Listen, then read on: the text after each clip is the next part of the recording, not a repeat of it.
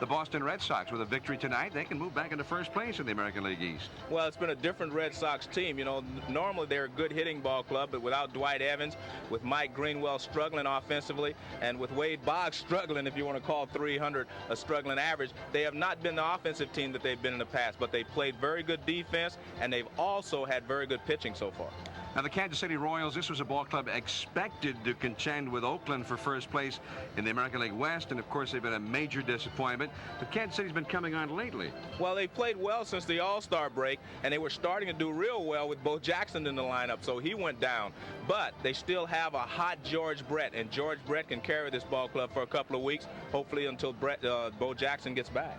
Now, Brett has been hitting real well, just like the George Brett of old, and we think he's going to put on a show here tonight. But for the Royals, maybe third place is in their sights, but nothing beyond that. For the Red Sox, a pennant race in New England. To stay a contender in 1990, in Boston, they're looking for more Morgan's magic. There's a fiery emotion on this Boston Red Sox team. Additions like Tony Pena and Tom Brunansky have given the Sox the look of a contender. But the Red Sox strength this year has not been in its bats. It's been on the mound, where Roger Clemens is having another superb season. And Mike Boddicker has been a very dependable number 2 man. But since the All-Star break, Morgan's Red Sox have been struggling. Last weekend at Fenway, they dropped 3 of 4 to the Royals. Lately, the Sox offense has been making the wrong kind of history. They'll get 2 and triple play. Meanwhile, Kansas City manager John Wathan is watching in dismay as his club, expected to battle Oakland for first place, battles instead to get out of last place. The high-salaried pitching staff has been a royal disappointment. Now staff ace Brett Saberhagen is on the shelf. For the Royals' big guns, dormant in the first half, have come to life. George Brett is back in the groove after his slowest start ever. And Brett sees the future of this Royals squad, and it wears number 16. The legend of Bo grows each day. He can't do it all. Bo on the charge. Bo is there. Last Tuesday, Bo hit 3 home runs in 3 at-bats against the Yankees, but didn't get a chance for the record books as he injured his shoulder on this play. And we won't see him tonight. It's the Red Sox and the red-hot Royals right after Dave Marish and Baseball Tonight. ESPN Sunday Night Baseball. The Kansas City Royals hosting the Boston Red Sox next.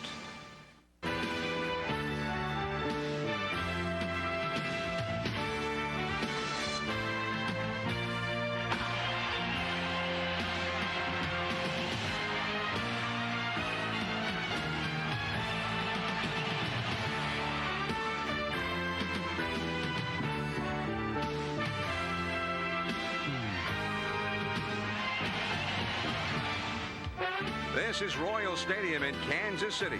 Tonight, ESPN Sunday Night Baseball featuring the Boston Red Sox and the Kansas City Royals.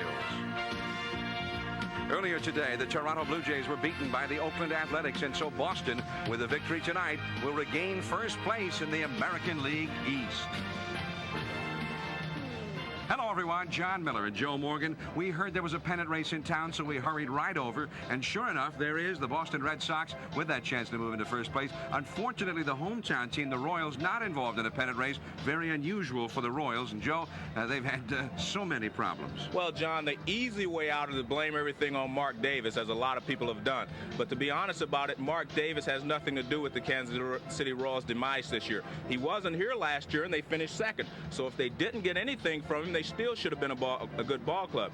But they've been inconsistent as far as pitching is concerned and hitting. They've had good games both ways, but they have not had any consistency, and that's the problem with the Royals. Now, the Boston Red Sox have not had much consistency lately. They've lost 11 of their last 15 ball games. The Red Sox have not done it the way you would expect the Red Sox to do it either. Even when they were doing it, they're not hitting home runs. Well, that's true, but the Boston Red Sox are really lucky, John, to be in first place, simply because the Toronto Blue Jays are a better ball club. But but they haven't been playing very well, so that's given Boston a chance. But I think the Boston Red Sox have one plus in their favor right now. That's Mike Greenwell. He's starting to swing the bat very well, and along with Ellis Burks, they're driving in runs. If they get Dwight Evans back and Wade Boggs raises his average a little more, I think you'll see a very fine race in the East. All right, so the Red Sox with first place at stake tonight at Royal Stadium, a ball club where they have never played well, including this weekend. They've lost 2 out of 3 here this weekend already. It'll be Storm Davis, the veteran right-hander, going for the Royals. Tom Bolton going for Boston. At Royal Stadium in Kansas City, just about ready to get started here. Boston Red Sox coming up against Storm Davis. Here's the Sears Die-Hard starting lineup for Boston. It'll be Wade Boggs leading off. He's the designated hitter.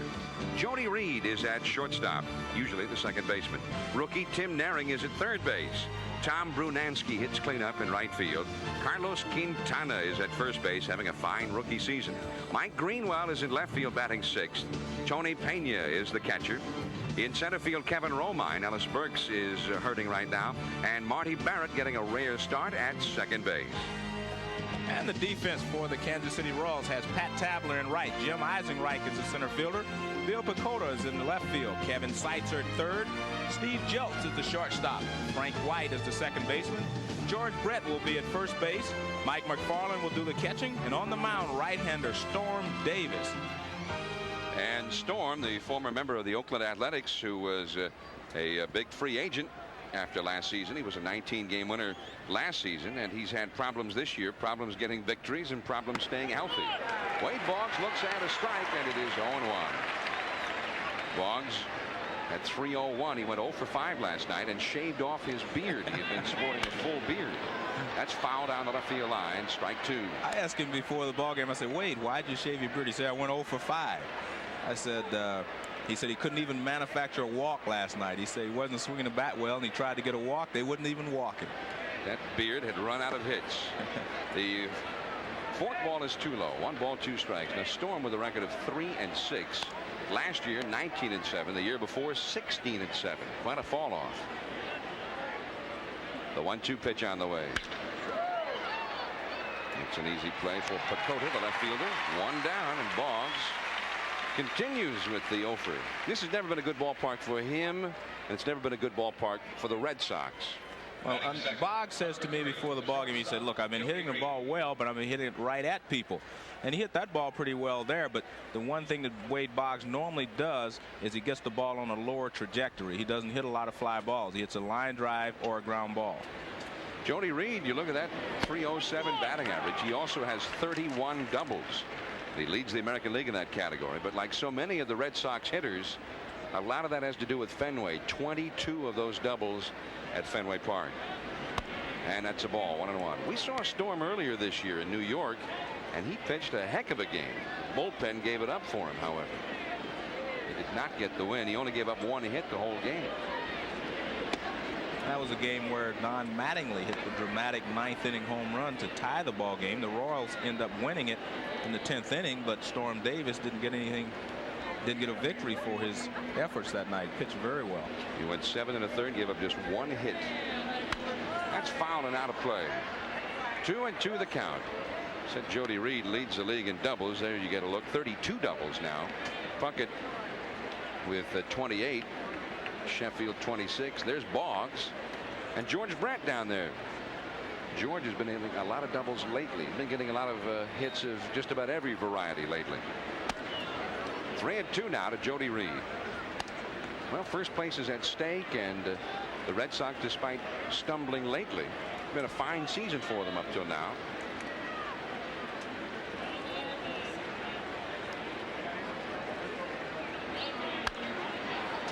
Come right back toward us and into the upper deck. 3-2 the count to Jody Reed. I thought you made a very good point about the Royals. They can finish as high as 3rd if they get hot.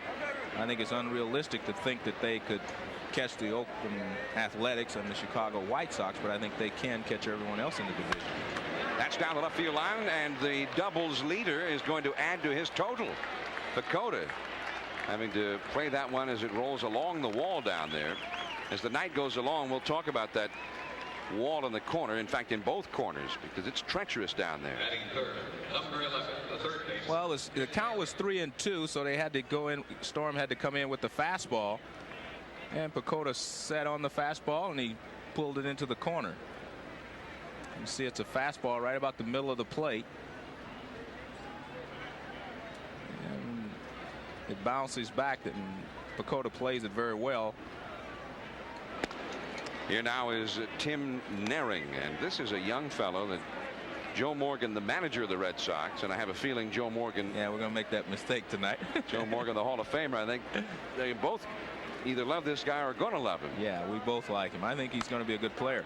He's from the Cincinnati area, and Joe Morgan, the manager, says that he's going to be a real good player because he's a tough kid. He's mentally tough, and that's what it takes. You see his average at Pawtucket. 15 home runs down there, mostly as a shortstop, and he's been playing shortstop here as well.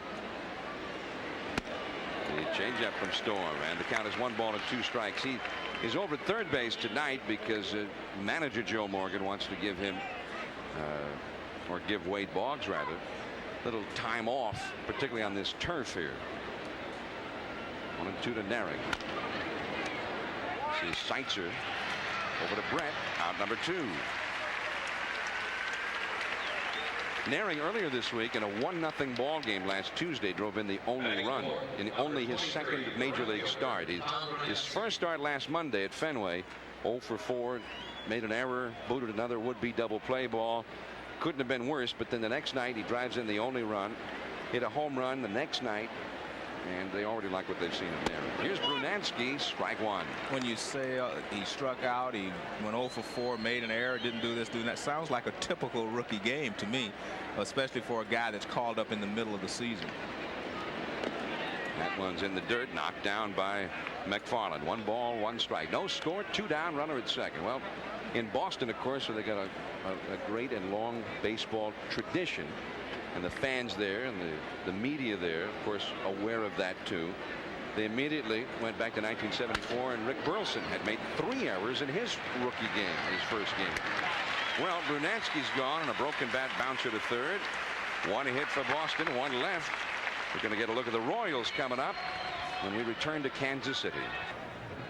Back in Royal Stadium on a beautiful night. John Miller, Joe Morgan with you. As the Royals come to bat, let's take a look at the Sears Die-Hard starting lineup for the hometown Kansas City Royals. Kevin Seitzer leads off at third base. Bill Pacoda in left field. Gerald Perry, the designated hitter. George Brett is at first base, batting cleanup. Pat Tabler is in right field. Jim Eisenreich in center field, batting 6th. Mike McFarland is the catcher. Got the game-winning hit last night here. Veteran Frank White at second base. And at shortstop hitting 9th is Steve Jeltz. And the Red Sox defensively will have Tom Brunansky in right field. Kevin Romine will play center in place of Ellis Burks.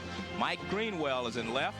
Tim Nehring is at third. Jody Reed is the shortstop. Marty Barrett, veteran, is at second base.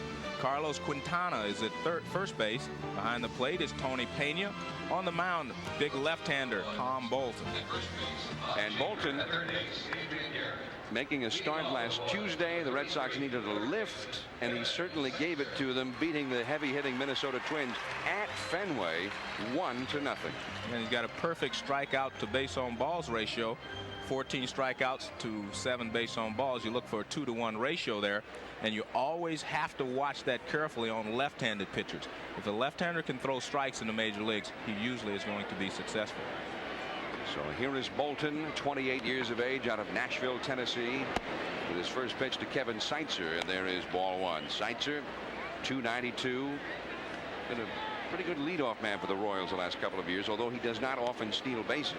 He gets on a lot. He and George Brett pulled a big joke prank on me today. Brett came up to me and said, you know, Seitzer's always kind of admired you. He's been struggling a little bit. He wants you to watch his batting practice and, you know, maybe give him a couple of tips. Here's the 2-0 delivery for a strike. So I kind of fell for it. So I go to the cage, and when Seitzer gets in there to hit, and all of a sudden he starts flapping his arm like a chicken. And Brett pat me on the back and said, yeah, we got you. Here's the 2-1 delivery. Foul off to the right and back out of play. 2-2. Seitzer gets very deep in the batter's box. And in fact, as the back line of the batter's box is obliterated, he might be out of the batter's box if the line was still there. The 2-2 pitch. Foul. Why would a guy do that, Joe? Well, a lot of guys want to get as long a look at the ball as they possibly can. So obviously the further you get away from the pitcher, the longer time you have, to see the ball. So he is definitely out of the batter's box. But once you erase the line, it's customary that you can sneak a few more inches back there, and he has about 4 inches. Quintana wide of the line from his knees to Bolton, who drops the ball.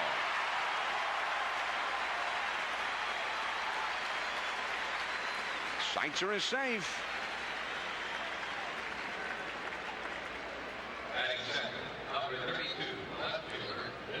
Quintana goes over, gets the ball, he stays on his knees, he actually makes a throw. He's a little bit behind the pitcher, but he comes up with it and then he drops it. So it's really probably going to be an error on the pitcher. See, he makes the catch right there. Well, he really doesn't hold it at all. Actually, the first baseman threw the ball behind him, so tough play. But they give the error to the pitcher. E1 error to Tom Bolton. Seitzer is aboard. And here is Bill Pecota, the right-handed hitting left fielder. Bo Jackson is on the disabled list for the Royals. And there's a sinker for ball 1 from Bolton.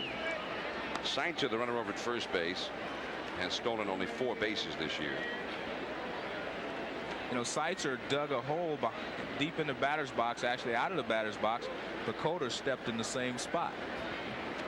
Well, the hole's already dug. Right. It's convenient. Seitzer back to first. Pecota, what Peter Gammons dubbed a role player. Play all over the field. He's in left field tonight. In a recent radio interview in Kansas City, he was told, hey, Bill, you do little things well. And he said, I have to. I can't do big things well. That's foul and out of play. 1 ball, 1 strike. In the first, no score in the game. And the Toronto Blue Jays were beaten today by Oakland 3-0 at the Coliseum. Mike Moore getting the victory over Jimmy Key. There you see his right foot's in the same spot that was dug by Kevin Seitzer. That's a grab there by Naring, and he gets the force out at second base. Naring, normally the shortstop, making a nice diving grab, playing in place of Boggs, and he gets the lead runner. Number 17, the designated hitter, Gerald Perry. Well, you put a shortstop at third base, and you get a lot of range out of him. A shortstop's used to roaming the whole infield, but here you see him. That's a step and a dive. He knocks it down, but from his knees he makes an accurate throw over to Barrett, and he forces Seitzer at second base. It's really a nice play because that ball was hit like a shot. He made 2 steps and a dive, and on AstroTurf that's about all you can do. You don't have time to run balls down. You have to take a couple of steps, and if you're not there, you're not going to get to it. Here's Gerald Perry. Foul ball out of play. Perry wore out the Red Sox last week in Fenway. Now keep in mind, in a 4-game series at Fenway last weekend, Kansas City won 3 out of 4. And then this weekend, Kansas City has won 2 out of 3. So the Royals on an unusual role for them of being the spoiler. They played their role all too well against Boston. A good jump there by Pecota, and he steals it. Pretty good throw by Pena, but Pecota was already there. Pecota had stolen 4 out of 5, so now he's 5 out of 6. He gets an excellent jump on Bolton. Pena is a good throwing catcher, very accurate, and it's right on the money, but not in time to get Pecota.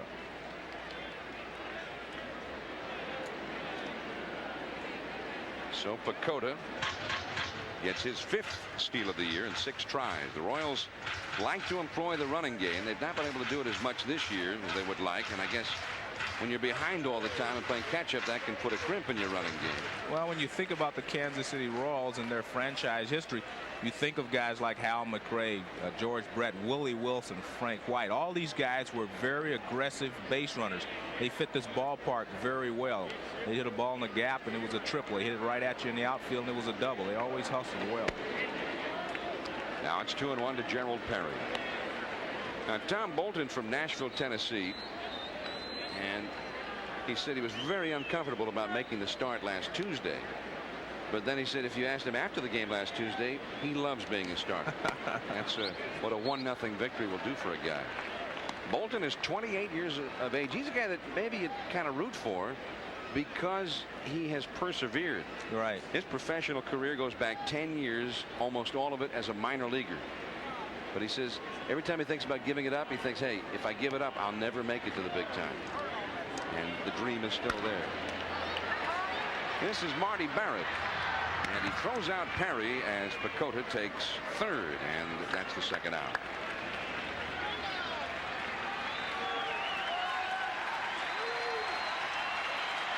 You see Bill Pecota's lead. He gets a good jump. He doesn't have a very big lead, but he had a good jump. And the throw comes in right above the bag, but not in time.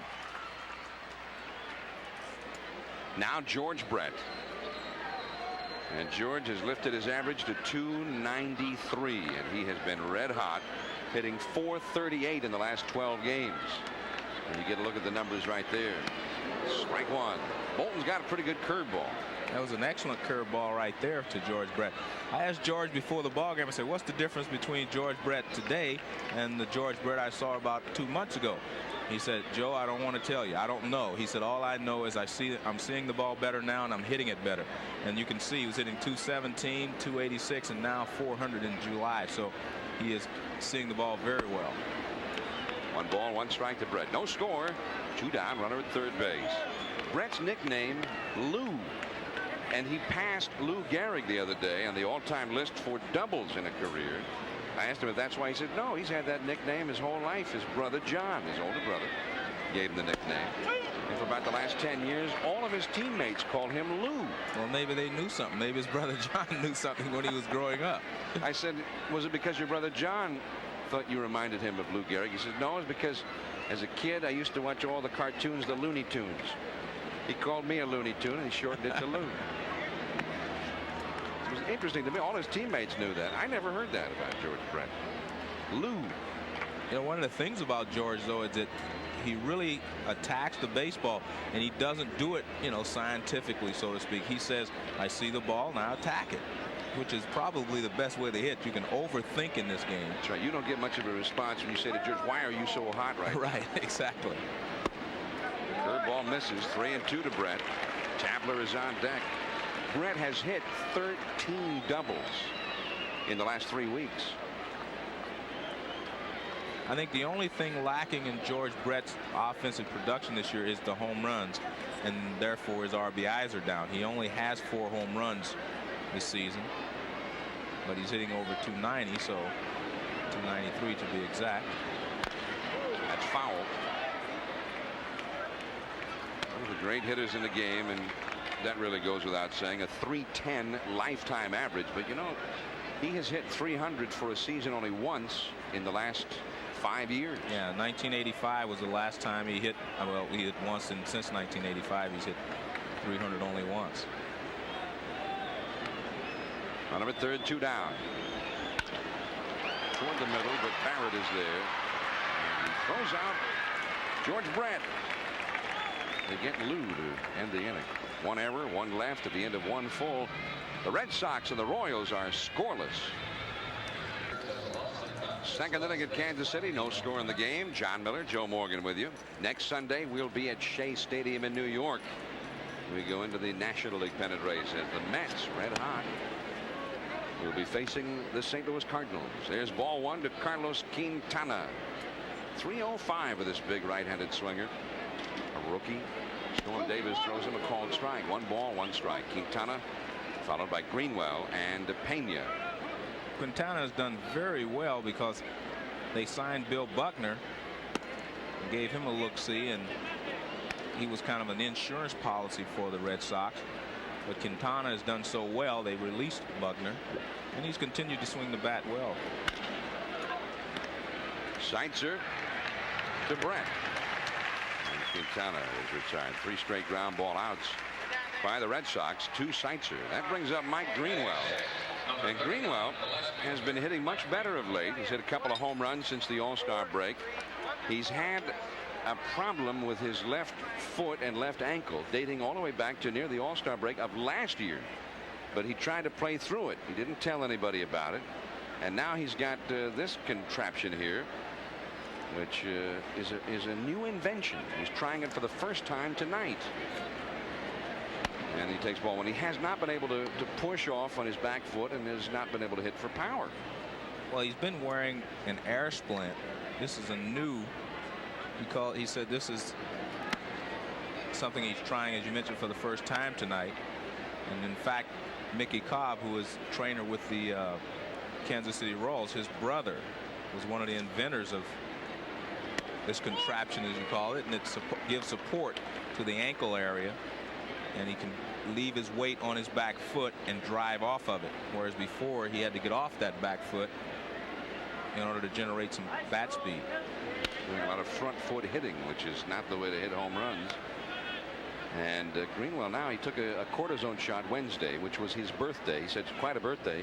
I went 0 for 4, and then after the game I went and got a shot of cortisone. But he says it's taken the pain away for the time being as he takes ball 4. And this brace, he likes this one better than the air splint. He's tried it out in batting practice, and it gives him a lot more support right around the ankle itself. Well, he needs some support on his back. He took a forearm shiver there from George Brett. And those guys, that's Greenwell's idol, George Brett. George Brett's a lot of people's idol. Greenwell grew up in Fort Myers in Florida, where the Royals for many years had their spring training camp.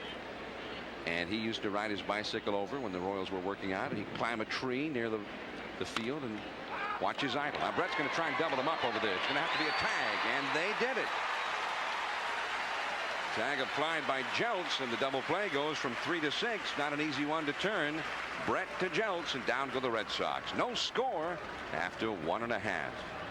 In Kansas City, the Red Sox and the Royals, no score here. And just in case the game isn't entertaining enough, the Chicken, the famous Chicken, has arrived at Royal Stadium to entertain the fans.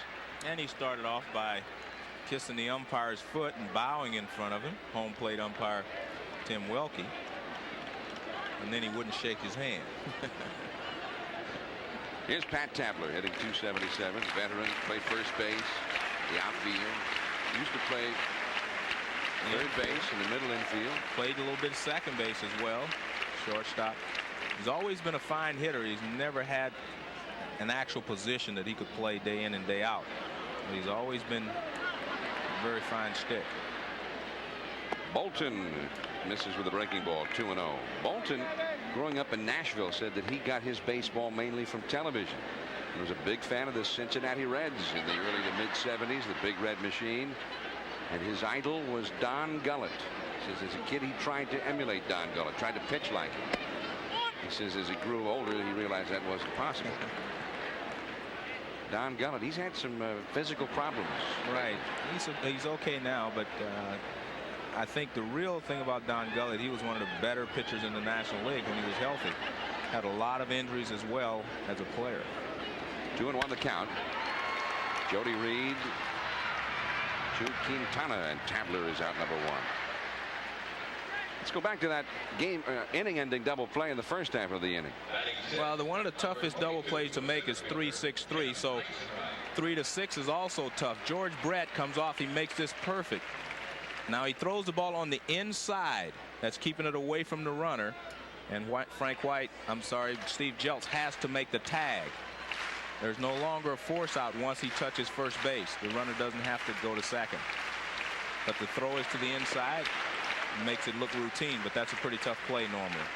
Here's Jim Eisenreich. He was the Royals' most valuable player last year. And he's been doing his best hitting of this season right now. Bolton going to have to hurry. And he didn't get it.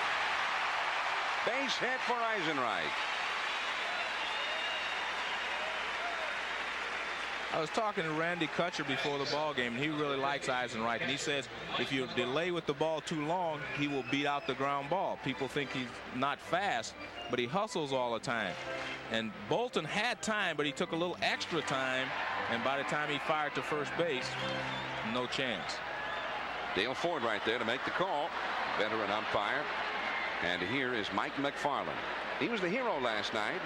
He got some pretty good numbers there. 281. Real good numbers. 33 RBIs, hitting low in the order. 1 out, 1 on, second inning. Ball 1, backhanded by Pena. McFarland hit a drive. The wind was blowing in late last night, that had a long rain delay. It looked like it was going to be a home run, but the wind held it up, and Greenwell went back to the wall and jumped up, had it in his glove, and couldn't hold it. And went for a double. The winning run scored on that play. I don't think throwing over to first base is a big deal here, because Eisenreich has stolen 10 bases, but he's been caught 11 times. I don't think he'll be going against left-hander Tom Bolton. And that's foul. 1 ball, 1 strike to McFarland. You hear the crowd reacting in the background. It may not fit the ball game, but the chicken all the while is entertaining, trying to put the whammy on Bolton there.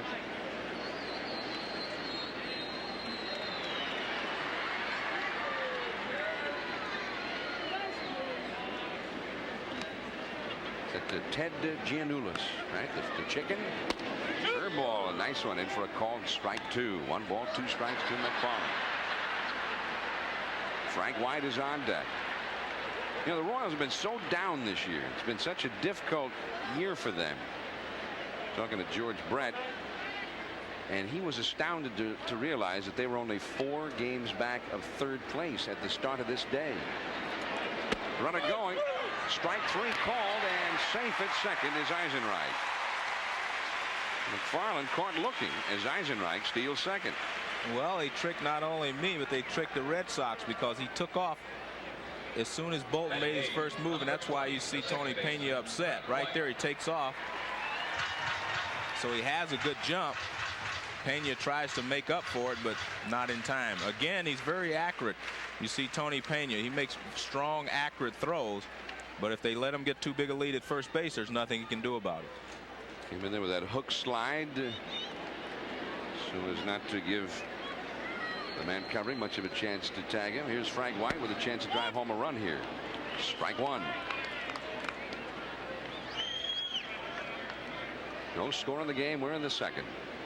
Frank White, he and George Brett back into the early 70s with this ball club. Willie Wilson came along in the mid to late 70s. Those 3 have been here all of those years. John Wathen, he was here with them, and now their manager. Brett very adamant about wanting to have a strong finish for himself and for this ball club. Thinks it's very important for them, but he says it's a totally new experience for him, Joe, coming to the ballpark and not having a pennant race. He says he's used to having that little queasy feeling in the pit of the stomach with the importance of each ball game as he's on his way to the park. And now he says at this late age of his career, he's having to learn differently. You know, it's a strange situation, John. My first few years in the major leagues, I was with the Houston Astros. We were fighting to stay out of last place. That's foul. And then after that, when I was traded to Cincinnati for the next 15 years or whatever it was, I was in a pennant race. And you always have that excitement driving to the ballpark. I mean, there's a complete different feeling coming to the ballpark when you're in a pennant race. And when you're not in a pennant race, you have to gear yourself up once you get to the ballpark. But if you're in a pennant race, you're excited from the time you wake up in the morning until the time the game's over, until you start all over the next day. So that's why people are so excited about being in a pennant race. A ball and 2 strikes to Frank White. 2 down, runner at second. Bolton will step off the rubber. Well, and a good thing he did step off then, because Eisenreich was timing him, and he was just about to take off for third.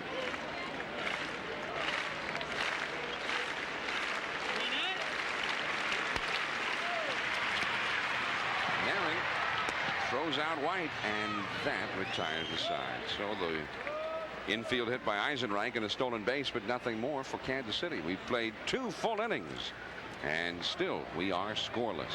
Miller and Joe Morgan back at Kansas City. No score in the top of the 3rd inning, and the Red Sox coming to bat. Now next Sunday we'll be in New York to watch the Mets, who lost today to Atlanta at home, against the Cardinals, who have had a terrible year, but they are streaking now, Joe. They won again today. They've won 4 in a row. Well, the Cardinals are starting to play well, and maybe Red Schoendienst is just what they needed. He's a soft-spoken guy who has played the game very hard throughout his career, and a lot of times guys respond to that. And one thing is for sure, those 2 ball clubs do not have a great deal of fondness for one another. There's the play by George Brett to retire Kevin Romine.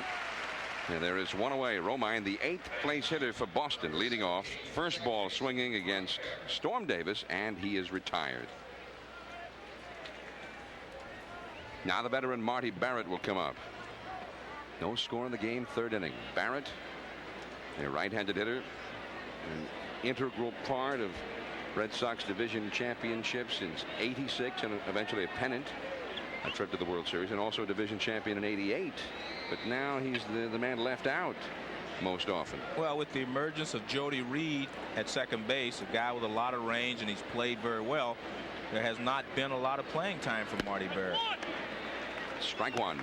And Luis Rivera was started off doing very well at shortstop, so that was the double play combination. And now they brought up Tim Naring, so it looks like Barrett is not going to get many at bats. But he's getting in the ball game tonight, but he is not going to get a lot of playing time, I don't believe, the rest of the way. 0-1 to Barrett.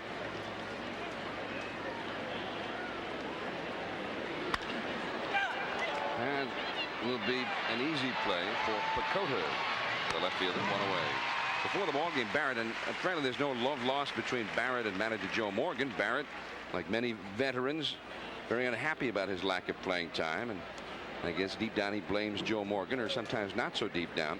Before the game, he was sitting watching TV or whatever in the clubhouse. Wade Boggs and a couple other guys came over and says, Joe Morgan wants to see you, the manager wants to see you. And he walked into Morgan's office, and all of the members of the media from Boston were there. Barrett says, Skip, you wanted to see me? He says, no. Well, they said you wanted to see me. Came back as Boggs hits it hard to center. And that's caught easily by Eisenreich. Came back a few moments later. He said, Boggs just wanted my seat out there in front of the TV. It was a joke. They got me. Now Kansas City comes up in the last of the 3rd inning. You see the fountains out there, the famous fountains of Royals Stadium. They put on quite a remarkable show between innings here, and after night games they put on a very colorful light show with the water out there. It's not something you see in many ballparks, but you see it in any ballparks except this one. This is the only one I've seen it in. Ball one to Steve Jeltz. Used to have a little fountain when I was a kid in the wiffle ball stadium we played in the backyard. 1-0 pitch, ball 2 to Jeltz. Jeltz is switch hitter, batting right-handed. To get Jeltz, the Royals traded rather high. That hard-throwing young pitcher with the Phillies, Jose De Jesus, was the man the Royals let go to get Jeltz. Well, they needed a shortstop, and Jeltz is a good defensive player. Very quick, has good hands. Kurt Stillwell, the Royals regular shortstop, but he's had some injury problems at times the last couple of years. 2-1 the count to Jeltz, the 9th place hitter. That's a foul tip on a check swing. No score, last of the 3rd. Now the 3rd place ball club in the American League West is Seattle.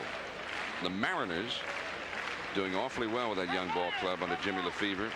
And they won a tough ball game today at Milwaukee, 4-3. Holman beat Higuera. Schooler got a save. That's foul. And that's the ball club that Kansas City has a shot at overtaking. Now you see the Royals at the bottom, but only 4.5 back of Seattle. And that's right now. They could gain a half game with this victory if they can get it tonight. Only the top 2 teams playing real well in the division, and everybody else kind of bunched up after that in the West. And it is ball 3. 3-2 to Jeltz. Seitzer, the leadoff hitter, the top of the order, coming up next. Tom Bolton, as I mentioned, good fastball. He's throwing around 84 miles an hour. 3-2 pitch, and he walked him. Coming up Wednesday, you want to see this man, Nolan Ryan. That was his 5,000th strikeout last year. He got Ricky Henderson, an historic moment. And Ryan this past Friday won his 299th lifetime game. He beat the Detroit Tigers. One of his strikeouts Friday was Alan Trammell. And now Wednesday he goes for number 300 against the New York Yankees. You'll be able to see it right here Wednesday, 8:30 Eastern. The Yankees and Nolan Ryan and the Texas Rangers will be there. We hope you'll join us. See if Nolan Ryan can add yet another page historic page to that book of his. So many remarkable accomplishments in his career. Yeah, I mentioned that Bolton is throwing 84, 85 miles an hour. Nolan Ryan, of course, throws well over 90. But it's all in the movement, you know, that you have on the pitch that makes the pitch fast or not. If the guy has movement, sometimes a guy will throw a fastball in the last 5 feet, it seems to take off. That's when you say a guy has a very good fastball. Seitzer with a foul tip, and the count is 1 strike. Seitzer was safe on an error by Bolton. Charged to Bolton. He dropped the throw at first base. Scoreless in the 3rd. Well, Ryan had to leave that ball game Friday against Detroit. He's had back problems all year. The back stiffened up against him, and he said he'd have no problem making the start this coming Wednesday. In some ways, though, a remarkable athlete, Nolan Ryan, the ageless one. The age in some ways is beginning to show. Well, I'm sure that he's pitched the last couple of years with some type of pain, because you throw as many baseballs as he's thrown and throw it as hard, you put a lot of pressure on a lot of different parts of your body, because he's very strong physically and he has real strong legs. I think that's one of the reasons that he's been able to throw so hard for so long. What kind of a price does he have to pay? I mean, have you ever taken a look at the workout regimen that he undergoes almost every day? I've heard about it. I'm a believer that if you get in shape and you stay in shape, then you can persevere. But sometimes I think you can overdo this workout stuff, working 5-6 hours a day, etc. I'm with you on that one. Well, as you well know. Yeah. Strike 2, 1-2 the count to Seitzer. Well, in Boston now, Roger Clemens, who's idle as a youngster growing up in the Houston area, was Nolan Ryan. In Boston, they feel sometimes that Clemens overdoes it with his workouts. Well, I don't know how much either one of them actually does, but I know that you can't overdo some of those things. The 1-2 pitch on the way. 2-2 to Seitzer. Pecota is on deck. There's the Rocket. He's had to leave his last couple of starts rather early. Here Friday and then last weekend, each time against Kansas City. Last Saturday, 8 days ago, he said he had a dead arm. And they found a little muscle strain behind his right shoulder. They were a little concerned about it, but he made his next start here. Pitched well, but lost. The Red Sox got shut out. Well, he's led the American League in pitches thrown each of the last 3 years.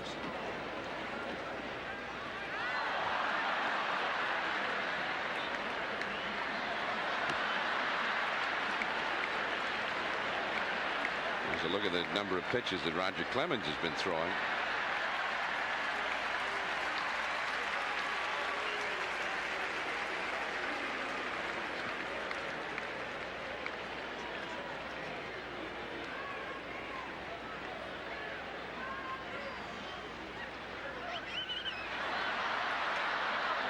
Some big laughs down there. There's a foul off to the right and out of play. 2 balls, 2 strikes. When you're a player, Chicken say would make an appearance, something like that. Would that bother you as a player? Would it kind of make you feel like it was detracting from the game? No, it didn't bother me. I just concentrated between the white lines, as they say. My job was to play. His job is to entertain the fans. So I think you can do both. 2-2 to Seitzer. Really battling it out here with Bolton as they throw to first, and Jeltz is back. No score. Last of the 3rd. Nobody out. What a gorgeous evening in Kansas City. Cerulean blue skies overhead.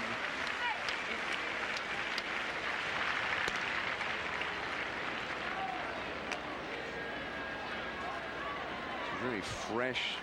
No humidity to speak of. Had a great deal of rain here last night, which caused last night's game to be delayed by nearly 2 hours. Down the right field line, and Brunansky runs out of room. Because this is a baseball-only stadium, they tried to get the fans as close to the playing field as possible. And in doing that, you do not have a lot of room down the right field line or the left field line to run down foul balls. There you see the line going, looks like it goes into the stands. It doesn't actually, but it's very close down the right field line and the left field line.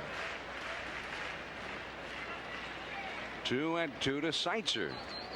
He's a guy who usually gets the bat and the ball, and Bolton is finding that out right now if he didn't already know it. Foul tip held by Pena, strike 3. Seitzer seems to disagree.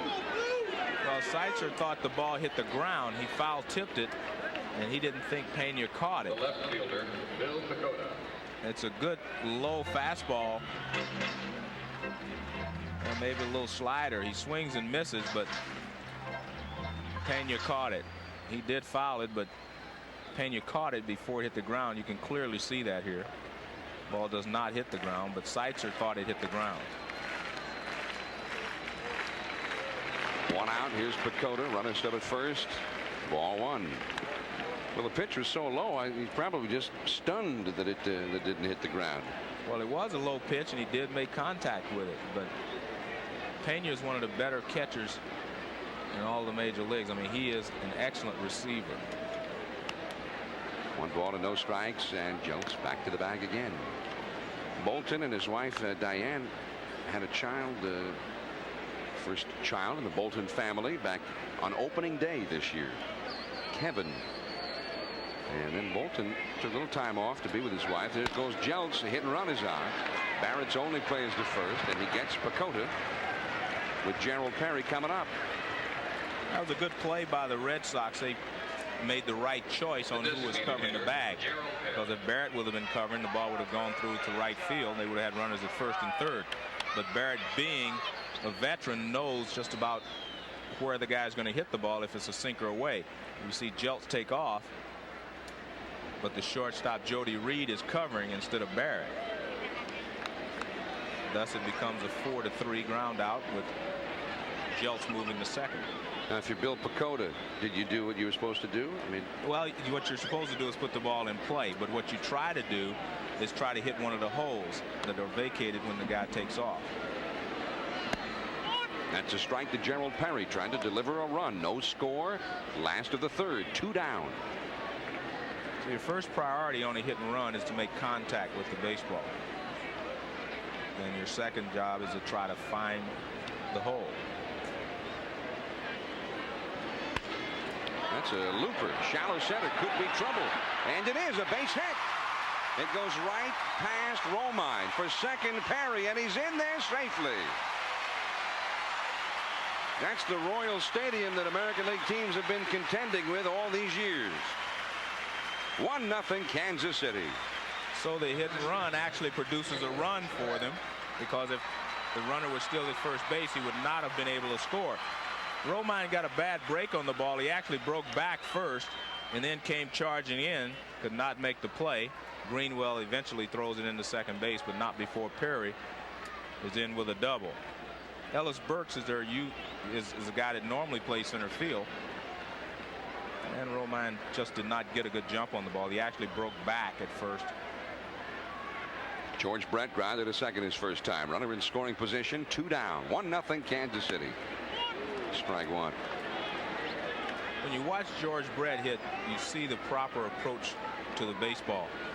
You step into the hit, into the pitch. A lot of people say you stride, and which causes you to jump, but George Brett steps into the pitch. 0-2 the count to George.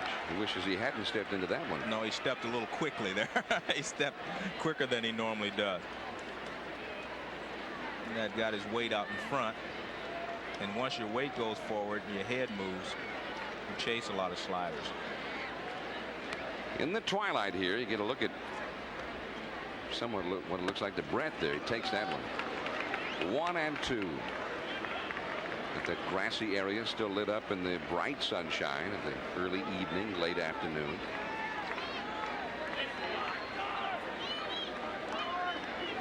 There are a lot of hitting instructors who will tell you to glide into the pitch. That's a foul ball. 1 ball, 2 strikes. In the past, you know, when George Brett almost hit 400 that year, I mean, he was almost perfect. Just watch how he kind of steps into the pitch, keeps everything back. Great hitting position right there. But if you watch a lot of hitters, they jump into the pitch. They jump out on the front foot, which causes them to have a lot of head movement. And if your head moves, it's tough to see what you're hitting. 1-2 to George Brett. Years past, a very good two-strike hitter. He fouls that one away. They're making Bolton work in this inning. He's thrown a lot of pitches. Well, Brett is fighting the ball off, but he's also done one other good thing that I like. George Brett used to hit with almost a closed stance at the plate and stride straight in. Now that he's gotten a little older and his bat is not quite as quick as it was in his early days, he has opened up a little bit against left-handers, which gives him an opportunity to see the ball a little quicker and a little longer. See how the right foot now is not closed, it's kind of square right there. That's into left center field. Romine's got a long run. He's not going to be able to get there. Base hit. Brett will head for second. He'll make it as Perry has scored, and George Brett gets the clutch two-out double to deliver run number 2. 2-0 Kansas City. And this is what the Kansas City Royals did for so long with a lot of great players. They would double you to death. They just trade places with each other on the field. See how he has a good square stance right there. Strides right into the ball, keeps the ball going into left center field, and just kind of drives it out there. See how he just steps into it. Everything looks easy right there. George gets his 23rd double of the year, his 14th in the last 20 games, this being the 20th game. They're going to walk Pat Tabler intentionally. Now here's where the Royals are hurting a little bit. They've got so many key people on the disabled list right now. Ordinarily, we'd be getting a look at Bo Jackson and Tartable, both on the disabled list right now. There's Eisenreich on deck. Also, usually in a 3 or 4 game series, you're going to face Gubazar and Saberhagen, 2 of the very best. They're both on the disabled list. Sort of throw to second base by Tony Pena. He's always thinking out there, and he's always watching to see what you're doing if you're on the bases. You see him laughing a little bit there because he could not catch George Brett sleeping. Well, here's a look at that disabled list, and it is rather crowded. Terry Shumpert is the heir apparent at second base. He's out. Gubazar, Saberhagen, Chartable, and Jackson. I mean, these are all starters. These are all regular players, everyday players. Tough to replace any one of them, much less all of them. Well, Tartable and Jackson both are 100 RBI men, so you know you missed their run production. Saberhagen and Gubazar are 2 of the best pitchers in the American League when they're healthy. So here's Eisenreich. He had an infield single his first time, a half swing foul. 2 men on and 2 men down. Ironically, they walked the right-handed hitting Tabler to get to the left-handed hitting Eisenreich. The 2 run scoring doubles in the inning hit by left-handed batters. And Eisenreich has done fairly well against lefties these last couple of years. Well, I think it's still the percentage. You'd rather have Eisenreich up there facing the good curveball from Bolton rather than have him face Tabler in this situation. Tabler has long been a very fine clutch hitter. 1 ball, 1 strike to Eisenreich. This is a big moment now early. If Bolton gets Eisenreich, the game's still very manageable. It's 2-0. If Eisenreich gets a hit, it's starting to be a big inning. Good pitch, and Reed forces Tabler at second with Barrett covering. 2 runs, 2 hits, 2 walks, 2 left, and a third of the way through it. Kansas City leading Boston 2-0. ESPN Sunday Night Baseball brought to you by Levi's 505 and 506 jeans, by General Motors. GM is putting quality on the road, and by Barbasol Gel. Barbasol Gel proves a shaving gel doesn't have to be expensive to be rich. And you're looking at the 217-foot high Torch of Liberty Memorial to Kansas Cityans who lost their lives in World War I. That memorial was dedicated back in 1921. And yes, Sports Center next after the ball game. Is strike 1 to Jody Reed. Those fans know their ESPN Sunday Night Baseball. Reed doubled his first time. That is still the only hit for the Red Sox against Storm Davis. And people in Boston say that this is the most well-kept secret in the American League, how well Jody Reed has done. He has been a very key factor in their battle with the Toronto Blue Jays for first place in the American League East. Jody Reed. I looked at him today, and being honest with you, I'm small in stature, but I looked at Jody Reed. I said, he's tiny. And he is small. Little Jody. Yeah, little Jody. 2-2 the count to Jody, and he's got some very large stats, however. Yes, 33 doubles and he's hitting near 300. He's playing an excellent second base, but he can also move over and play an excellent shortstop as he's doing tonight. Shallow center. Eisenreich, one away. 2-0 Royals ahead. Let's go back to that would-be pickoff throw by Pena on the intentional walk. Brett was at second, and Brett had an interesting reaction, Joe. Well, as I mentioned, Tony Pena is always trying to catch you napping. He fires down to second base, but Brett's alert, and then Brett signals back to him, next time I'm gonna hit a foul tip off you. You have to be pretty good to do that, though. To hit a foul tip off the catcher. There's a called strike to Tim Nehring, Red Sox minor league player of the year last year. He's only 23 years of age. He used to make that sound when we were kids, as if to say, shame on you. Oh, maybe that's what he meant. That's easier to say than to hit a foul tip off the guy. Well, if he does hit a foul tip off him, our hats off to George Brett. Right. I know he was good, but I didn't know he was that good.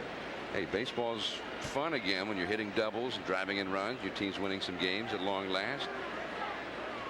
One thing always kind of characterized Brett, he always played hard, but it looked like he was enjoying it too. That curveball hit off the hands by Nehring. Jeltz throws him out. Well, same old story so far for the Red Sox in this one. No offense. This club has had a terrible time scoring runs. Dwight Evans is out of action. That just makes the problem that much worse.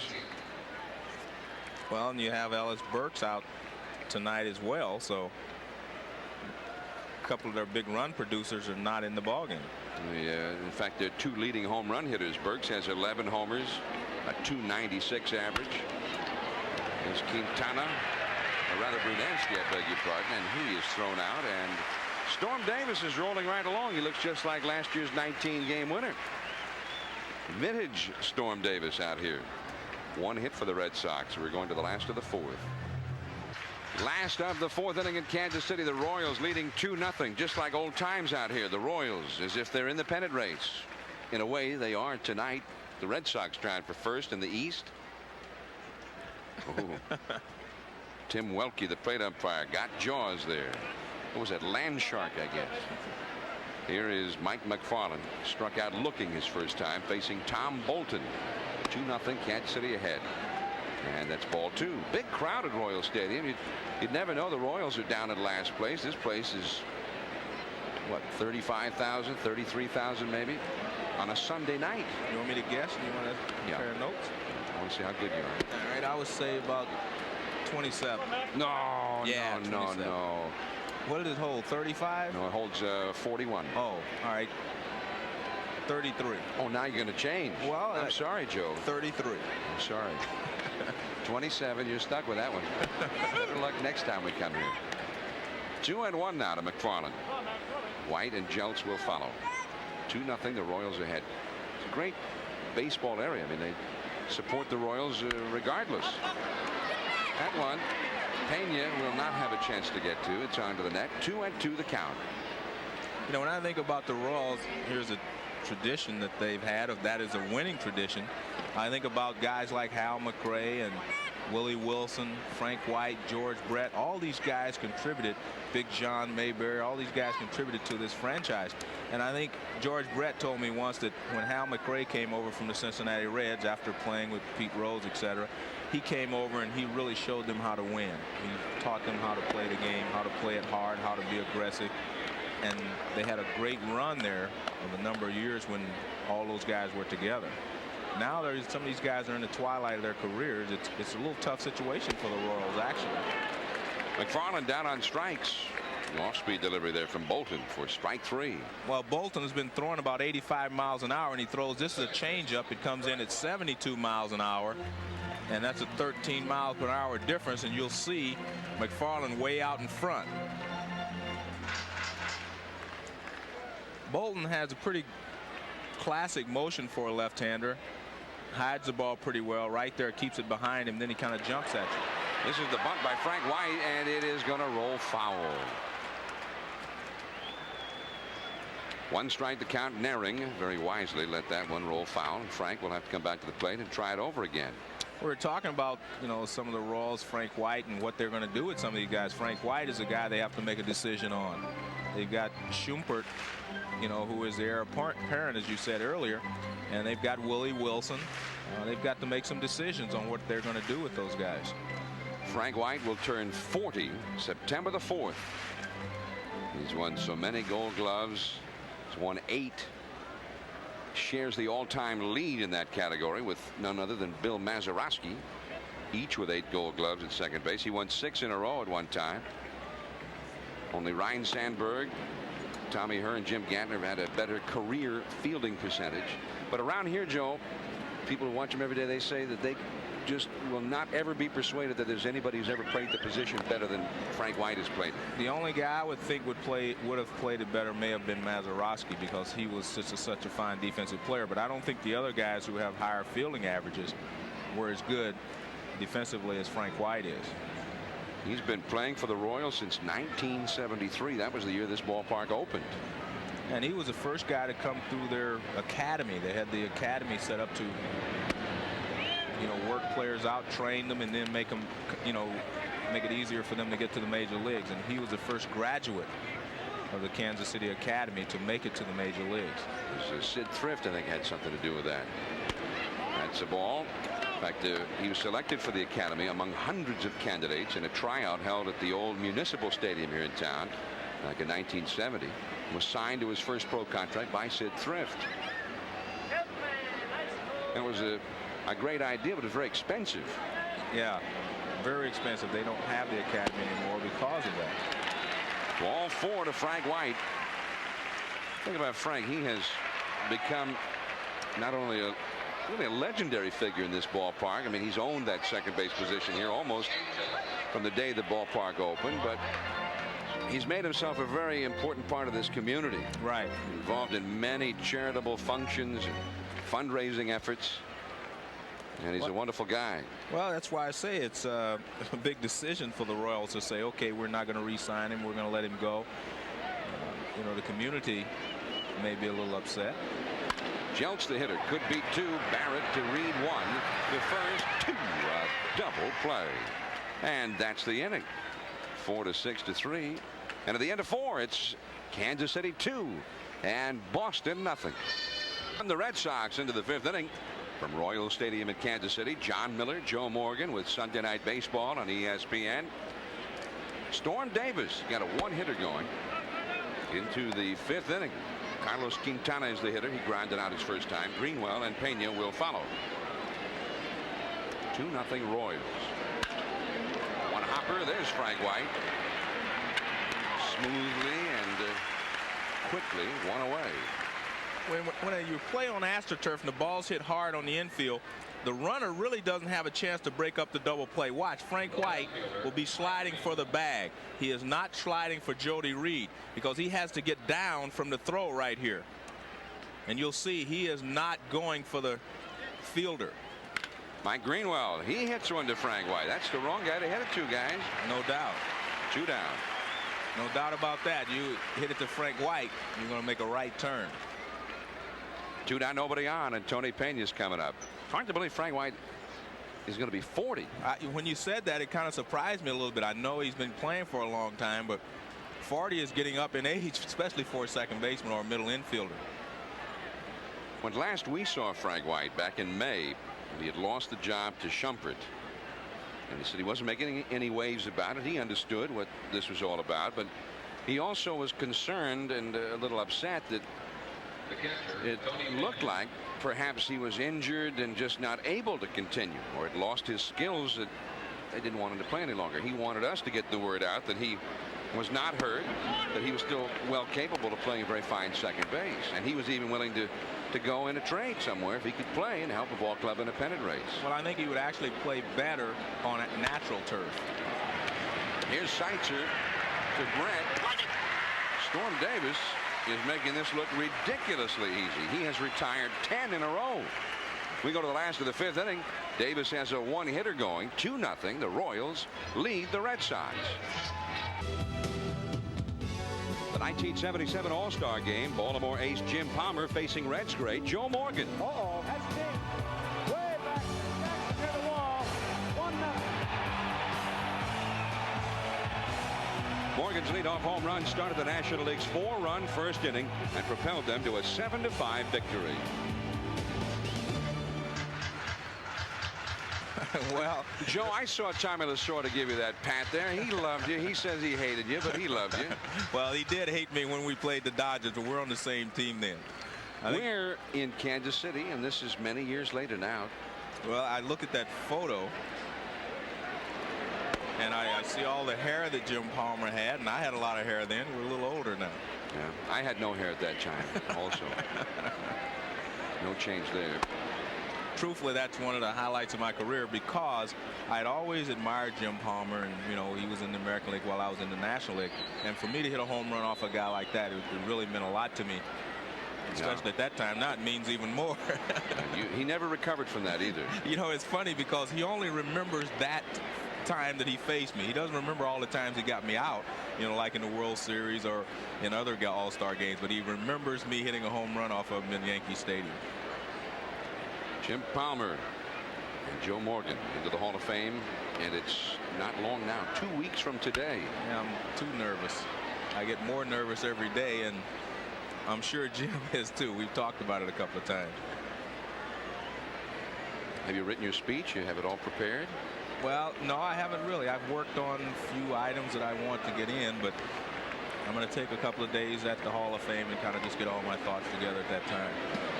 Swing and a miss by Seitzer on the changeup from Bolton. 4th strikeout for Bolton. Well, that was a great changeup there because he took about 20 miles off of his fastball. He's been throwing 85, and that one was 65. So good changeup. You can see Seitzer is way out in front. Here's Bill Pacoda. We've said so often that pitching is keeping the hitter off balance, and you do that by moving the ball around or changing speeds or doing both. So you're going to get to Cooperstown when? Probably, I think Thursday night. So late Thursday night. 3 or so days ahead of time. Pacoda with a fly ball to straightaway center. Romine is back there. And that's the second out of the inning.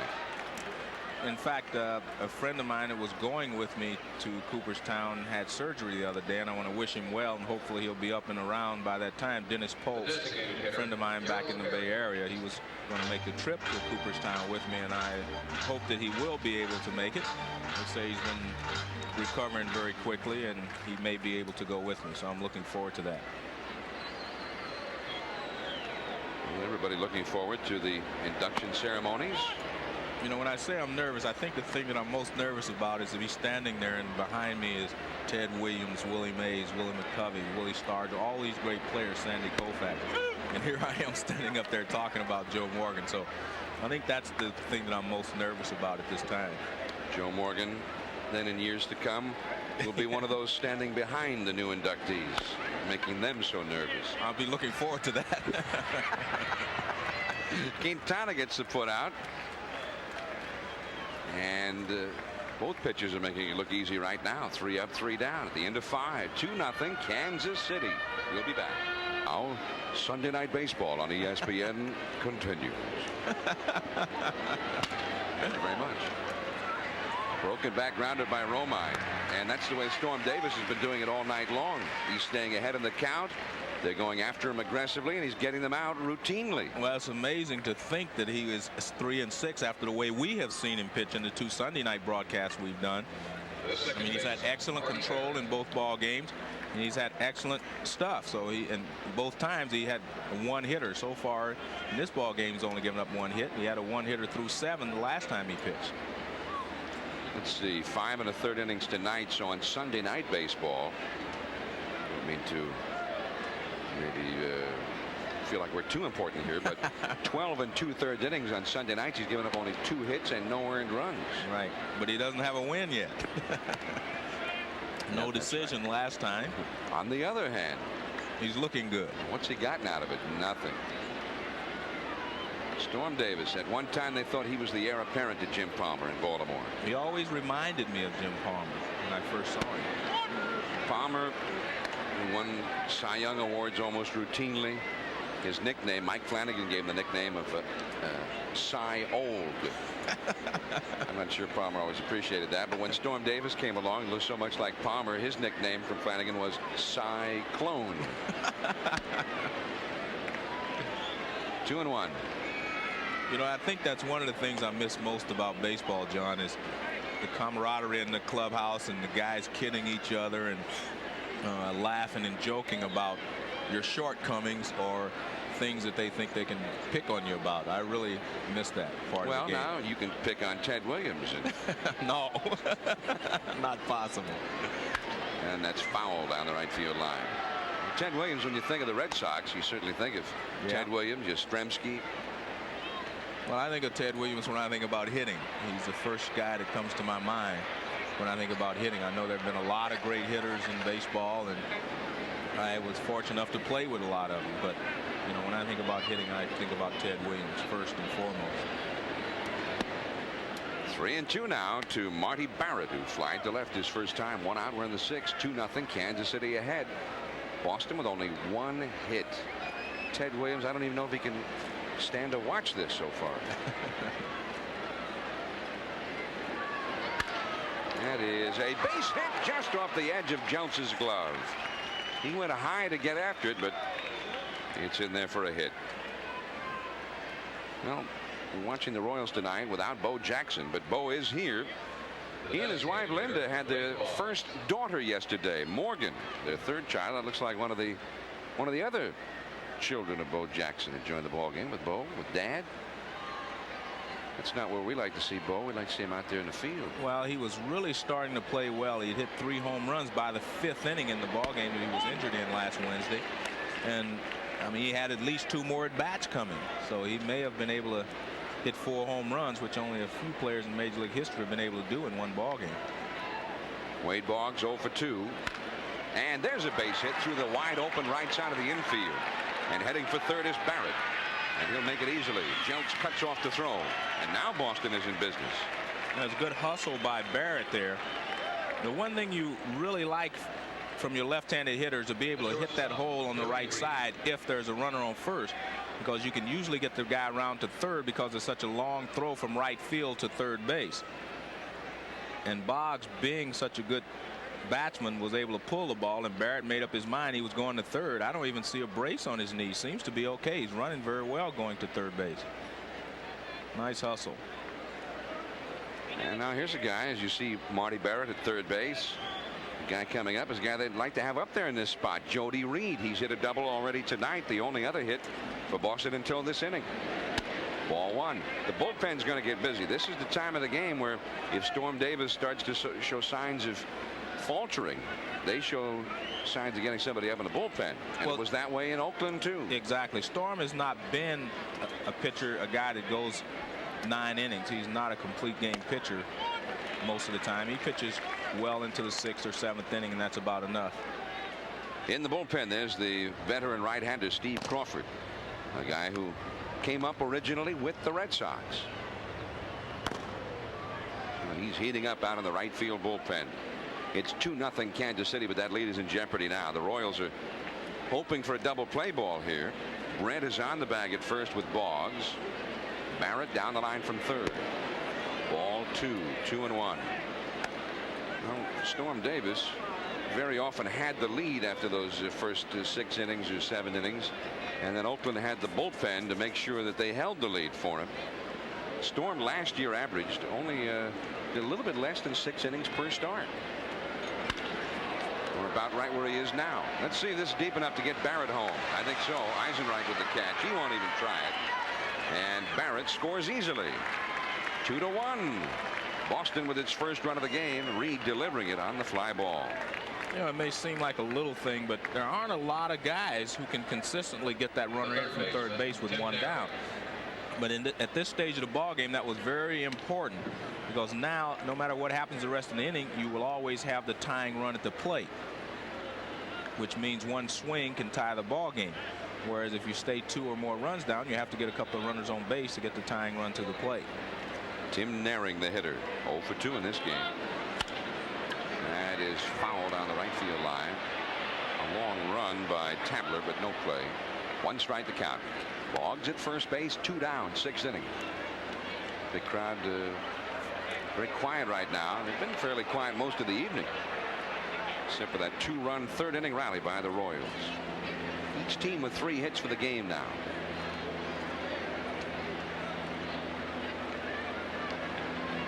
And the breaking ball misses.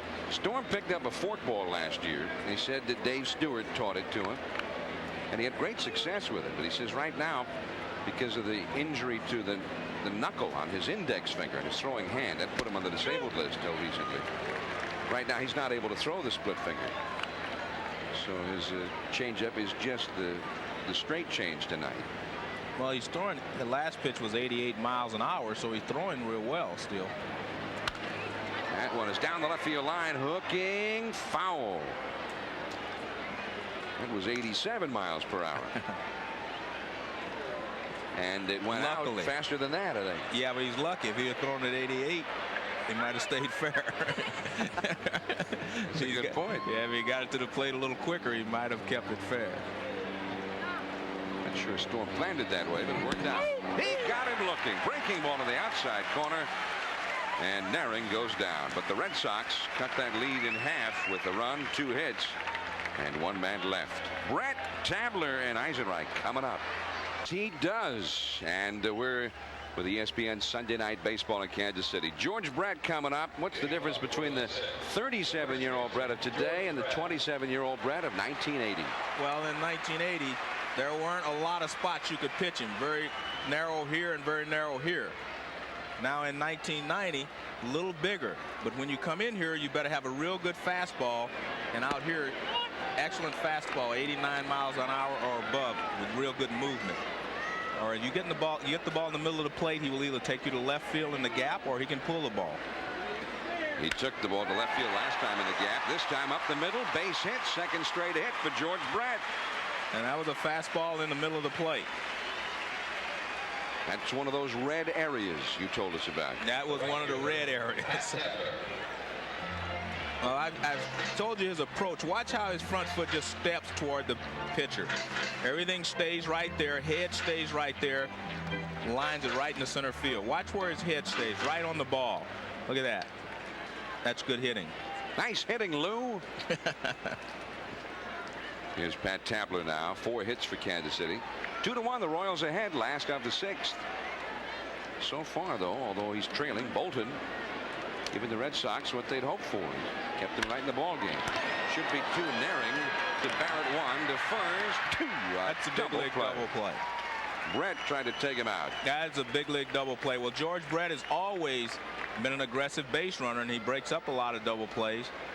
But this is a great play by Naring. I mean, this ball's hit like a shot. He has to go down on his knees to stop it. Now from his knees, he makes a perfect throw to Barrett. Barrett comes across. Kind of routine after that. Watch Brett. He's coming right after him. See, the difference now is Brett goes after the fielder. Before, we saw Frank White on a hard hit ball to the middle of the infield. He had to get out of the way of the throw. But right there, Brett goes after him. Nice play by Barrett. Here's Eisenreich.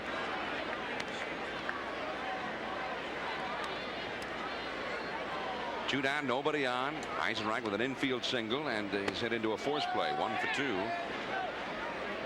And the count is 2 strikes on appeal. Ruled to swing by that man, Drew Coble.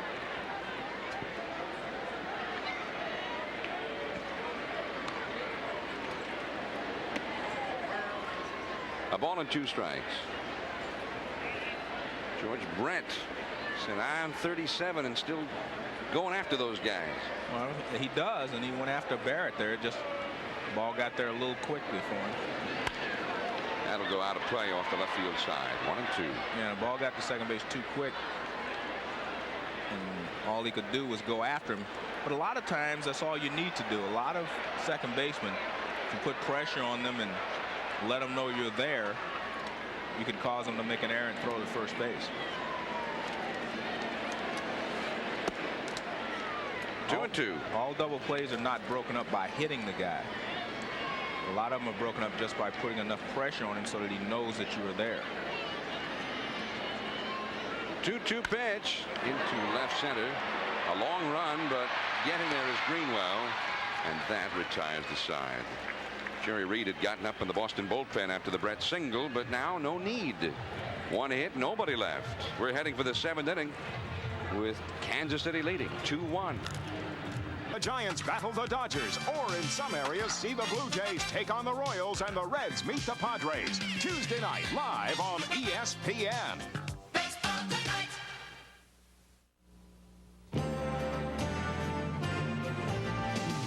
ESPN Sunday Night Baseball, brought to you by Goodyear Wrangler Radials, the tires that will take you just about anywhere. But remember, tread lightly. By Showtime, Showtime exclusives. Here you see them, there you don't. And by IBM. Whatever your size, whatever your needs, IBM is working to bring you the best solutions. Sunday Night Baseball from Kansas City's Royals Stadium. 2-1. The Royals ahead as we go to the 7th. Storm Davis, 6 strong innings, giving up just 3 hits, but now he gives way to Steve Crawford. Big veteran right-hander. Tom Brunansky, the hitter. And he takes ball 1. Now, the late innings of games, when they're in the bullpen, that's been a problem for the Royals, particularly early on this year. Been better lately. That's a ball. 2-0. And everyone knows about the trials and tribulations of left-hander Mark Davis, but right now he's got a little tightness in his elbow, so he may not even pitch in the ball game. But he hasn't been put in a save situation in quite a while. Change up from Crawford, and it is 2-1. Brunansky, the hitter, is twice grounded to third. He's hit 20 homers or more in each of the last 8 years. Only Cal Ripken of the Orioles and Dale Murphy of the Atlanta Braves and his current teammate Dwight Evans of the Red Sox have been able to match that. 20 or more homers 8 straight years. And off-speed delivery for called strike 2. Now Brunansky is going to have to go some to do it again a 9th straight year. He's only hit 6 since coming to Boston. Well, and that's amazing, because when he went to Boston, everyone felt like he was going to hit over 20 very easily, but he has not hit for a lot of power since he was acquired by the Red Sox. He is gone looking. Strike 3 called. The one thing that Steve Crawford does is he makes a right-hander blink a little bit. He's a little tough on the right-hander because he slings the ball. He doesn't have a fluid motion. Watch how he kind of slings the slider right there, and he falls over, and that slider just catches the outside corner. He's a big guy, and this is what it looks like. So he kind of slings the ball. He's not very fluid. That's 85-mile-an-hour fastball right there. To Quintana, who has grounded to third and grounded to second. When Storm Davis was in there, the Red Sox could hardly hit the ball to the outfield. Almost everybody hit ground balls. From the stretch, Crawford delivers, and there's strike 2. Thrown 5 straight strikes here after falling behind Brunansky 2-0. Well, Quintana's going to have problems with him anyway, because he's so far off the plate, and your body gives a little bit anyway because he slings the ball almost sidearm. So he's given up the outside corner, and so far Crawford has hit the outside corner with 2 pitches. Crawford, originally from Pryor, Oklahoma, grew up in Oklahoma, but broke into the big leagues with the Boston Red Sox 10 years ago. Look how far Quintana is away from the plate. And watch his first movement. That gives away the outside corner. See, he can't reach that pitch. The first rule of hitting is to be able to cover the entire plate. Plus, the good hitters wanted to be able to cover about 4 to 5 inches off the outside corner. So you get close enough to the plate that you can handle that. So he can't handle that pitch. He would have been better off not even going after that one. 2 down. Now, coming up Wednesday night right here on ESPN, we'll get a look at Nolan Ryan, who last year got his 5,000th strikeout, which is maybe 1,000 more than almost anybody else. And then Friday night against Detroit. I mean, 2 nights ago here against Detroit, he got his 299th victory.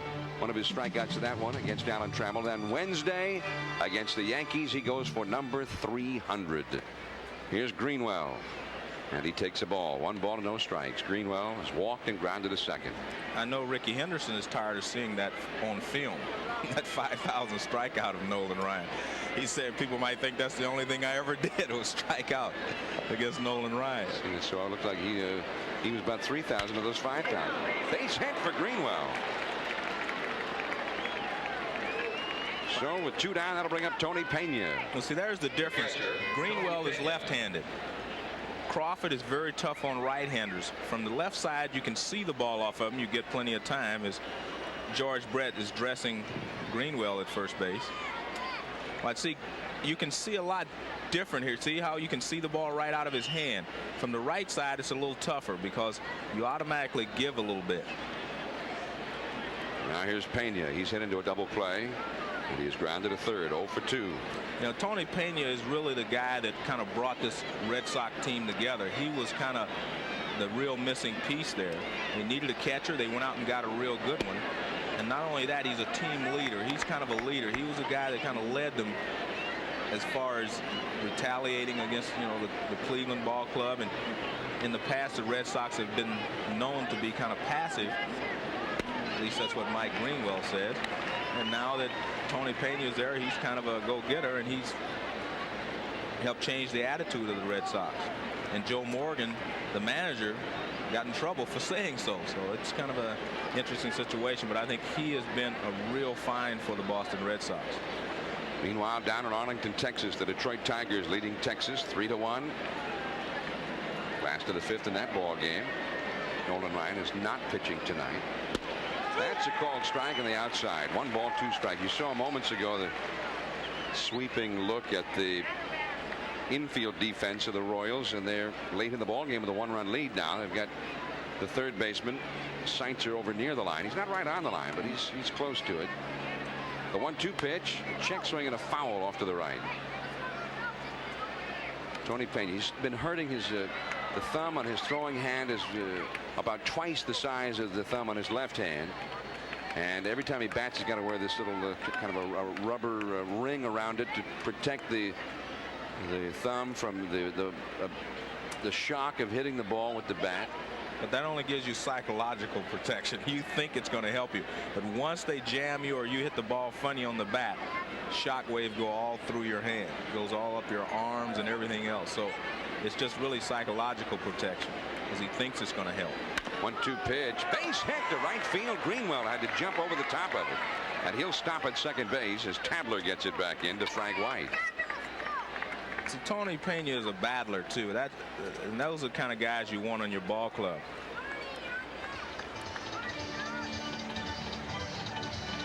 Greenwell leads off, and Pena takes a shot to right field and has to avoid being hit because obviously if he gets hit, he's out.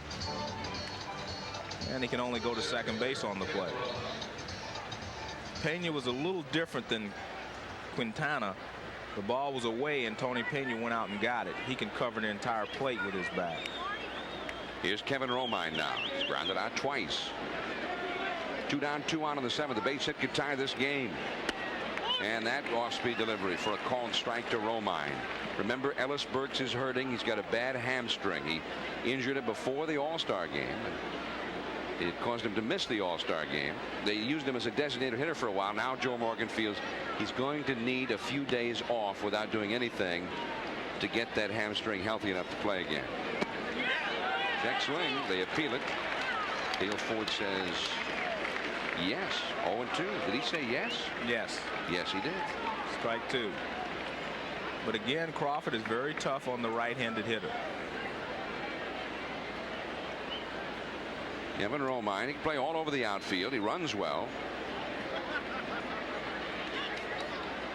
Greenwell, the possible tying run at second. Pena at first. Both better to go in anything. And gonna have to hurry. That's Steve Jeltz. Here's his throw just in time. And the Red Sox go down. 2 hits and 2 left. They've now stranded 4 for the game. 2-1, Kansas City ahead. Kansas City taking their 7th inning stretch. The Royals are ahead 2-1. It's a rather nervous stretch at this point. Joe, a very nice play by Steve Jeltz to put down the Red Sox. Well, I said he was a very good defensive player, and this is a very tough play. Look, Crawford can not get it, and it's right over the mound. He comes a long way, cuts in front. He's about 10 feet on the second base side when he makes the play. Very good play by Steve Jeltz, and a good play at first base by George Brett. Stretched out to get it. Here's Mike McFarland, struck out twice in this game. 2-1 Kansas City ahead. Tom Bolton is still out there, the lefty, with his second straight very strong outing as a starter.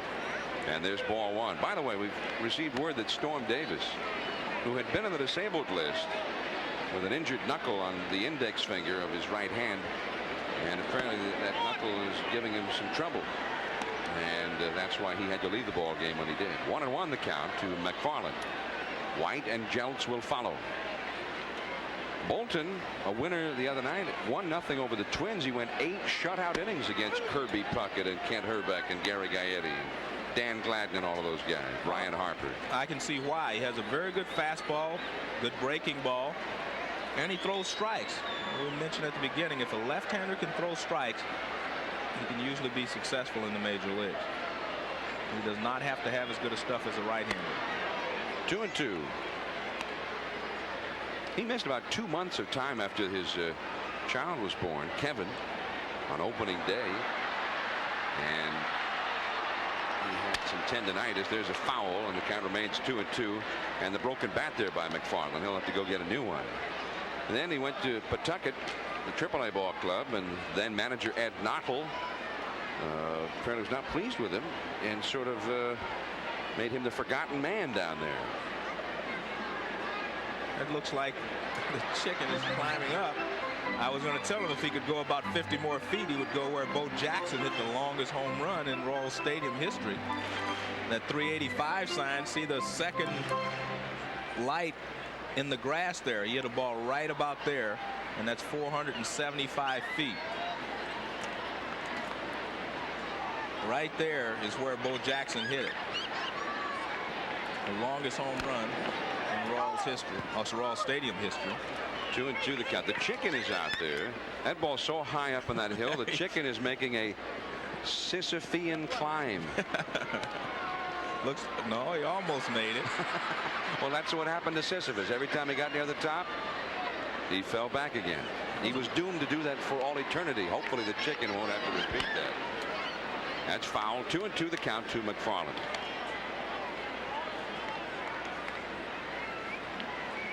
We're in the 7th. The Royals ahead 2-1. Next Sunday will be in Shea Stadium in New York as the Cardinals take on the New York Mets. Cardinals have won 4 in a row.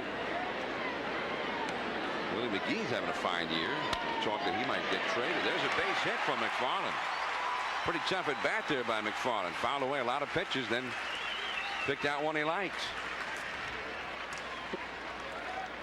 What happens is you've seen a pitcher about 3 times, even though he struck McFarland out a few times. You get to foul off a few pitches. Now you get a chance to gauge him, and he just waits on the breaking ball and pulls it in the hole. As a hitter, what you try to do when you see a pitcher, you're going to bat against him 4 times in a ball game. The first time up, you try to see as many pitches as you possibly can. You want to see how fast his fastball is, how much movement there is on it. You want to see what his curveball does, how big a break there is on it, and his changeup. If you can see all his pitches in the first inning, that gives you 3 quality at bats the next 3 times. If you do not see them, it takes you a little longer to gauge everything that he throws. But once you have all his pitches down, you should be able to make good contact. There's Jerry Reed, veteran right-hander, warming up in the Boston bullpen. And there's Joe Morgan, the guy who gets your mail all of the time. Well, all of a sudden, I'm getting his calls. I got a call this morning, and I answered the phone. He said, Joe? I said, yes. He said, I want to talk to you. I said, well, go ahead. And it was Lou Gorman. What? Yeah. Hey, you could have picked up some really revealing stuff. I should have let him talk, but I said, Lou, you have the wrong Joe Morgan. Well, I suppose chalk one up for ethics there, right. Joe. Very ethical. But we don't get any big stories here. A lot of talk about the Red Sox. I mentioned Willie McGee, and people talking about maybe McGee being traded. The Blue Jays are interested, apparently. At least those are the rumors. And of course the Red Sox, they could use another pitcher. They could use another hitter.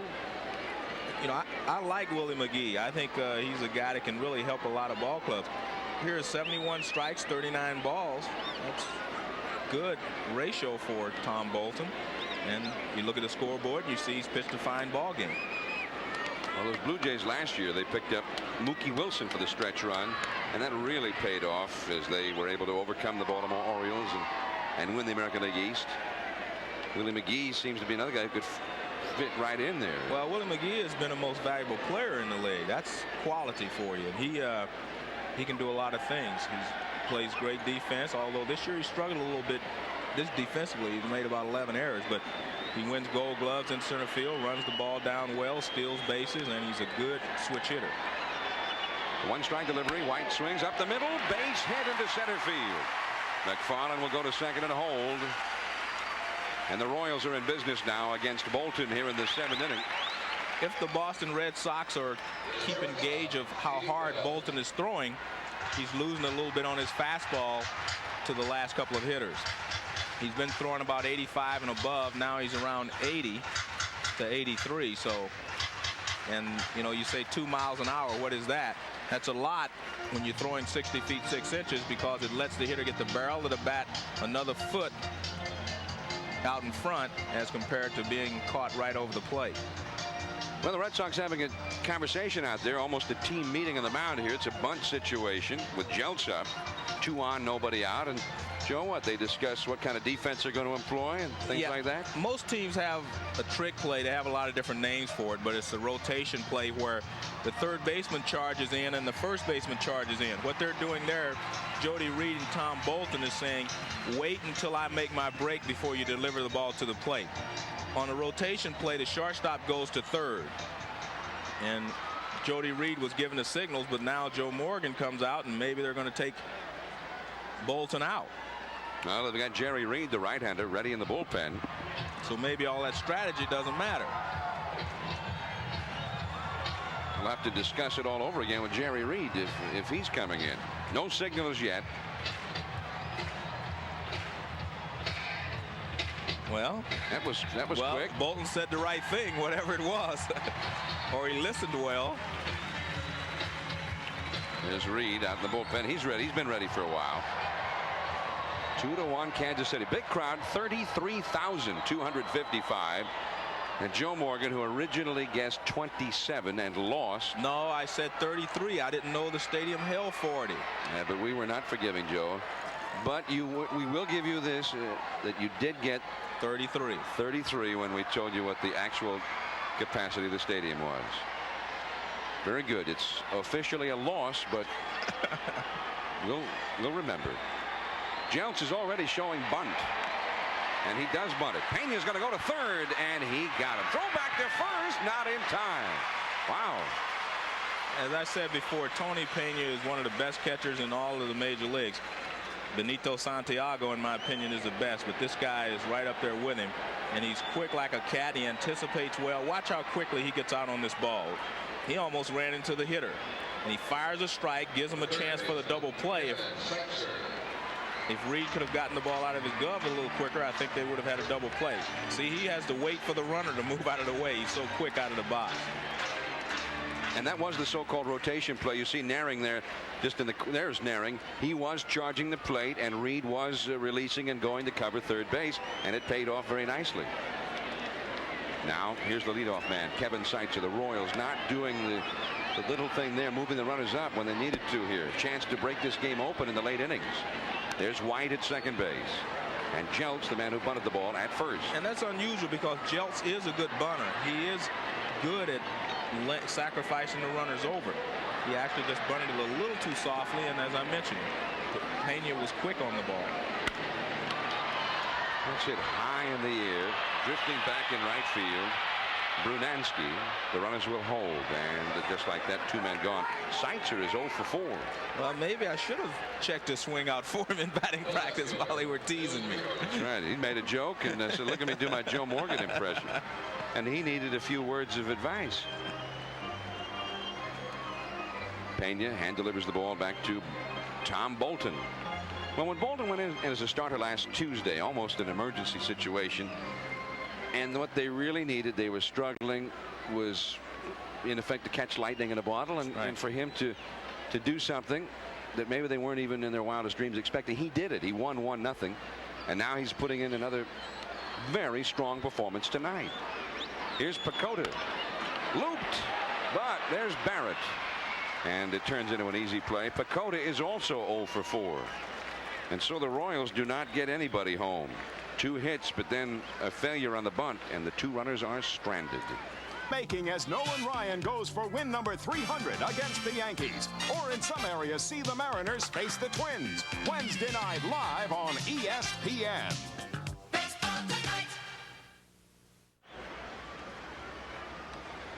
Here's the chicken. He's trying to act very relaxed out there, but we've got a tight ball game going. First place is at stake for the Red Sox in the American League East. It is kind of pretty out there. He's out near the fountains, and I don't know if they stock those with bass or whatever, but he's gonna find out apparently. Here is Marty Barrett. And the Red Sox need a base runner. They got Boggs coming up, then Jody Reed. Barrett looks at a strike from Steve Crawford. 2-1, Kansas City leading. Coming into this game, Kansas City was leading the American League in team batting average, and Boston was second. So far, we've had only 3 runs in this game and only 11 hits. Not been much hitting. It's an excellent pitching. Toward the middle, but Jeltz gets there. And Barrett is retired. He's 1 for 3. And now Boggs.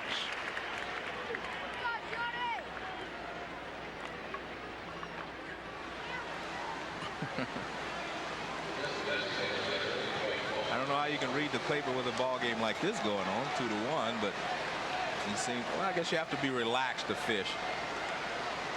That's not one of my favorite sports, though, John. I must admit. Yeah, I'm an active person. Golf, tennis, etc. Well, you like that running game. Not a whole lot of that in fishing. No.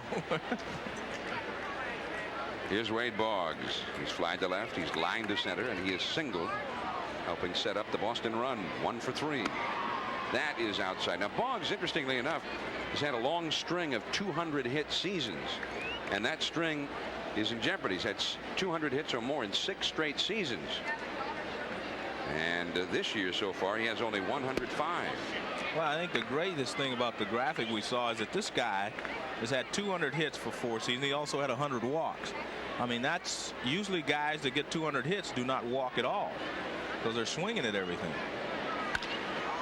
Brett, who was hugging the line, still able to get to it, and Boggs is retired.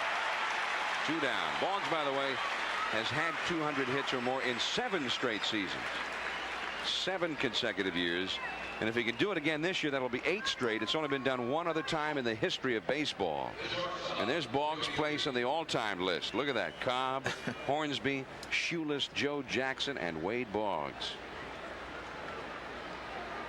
349. Boggs needs 94 more hits now this year, and he's only got 68 more games after tonight. He'll have to hit, if he plays every game, he'll have to hit about 365, 370 to do it, and he is fully capable of that. That's what I say. That's well within his range.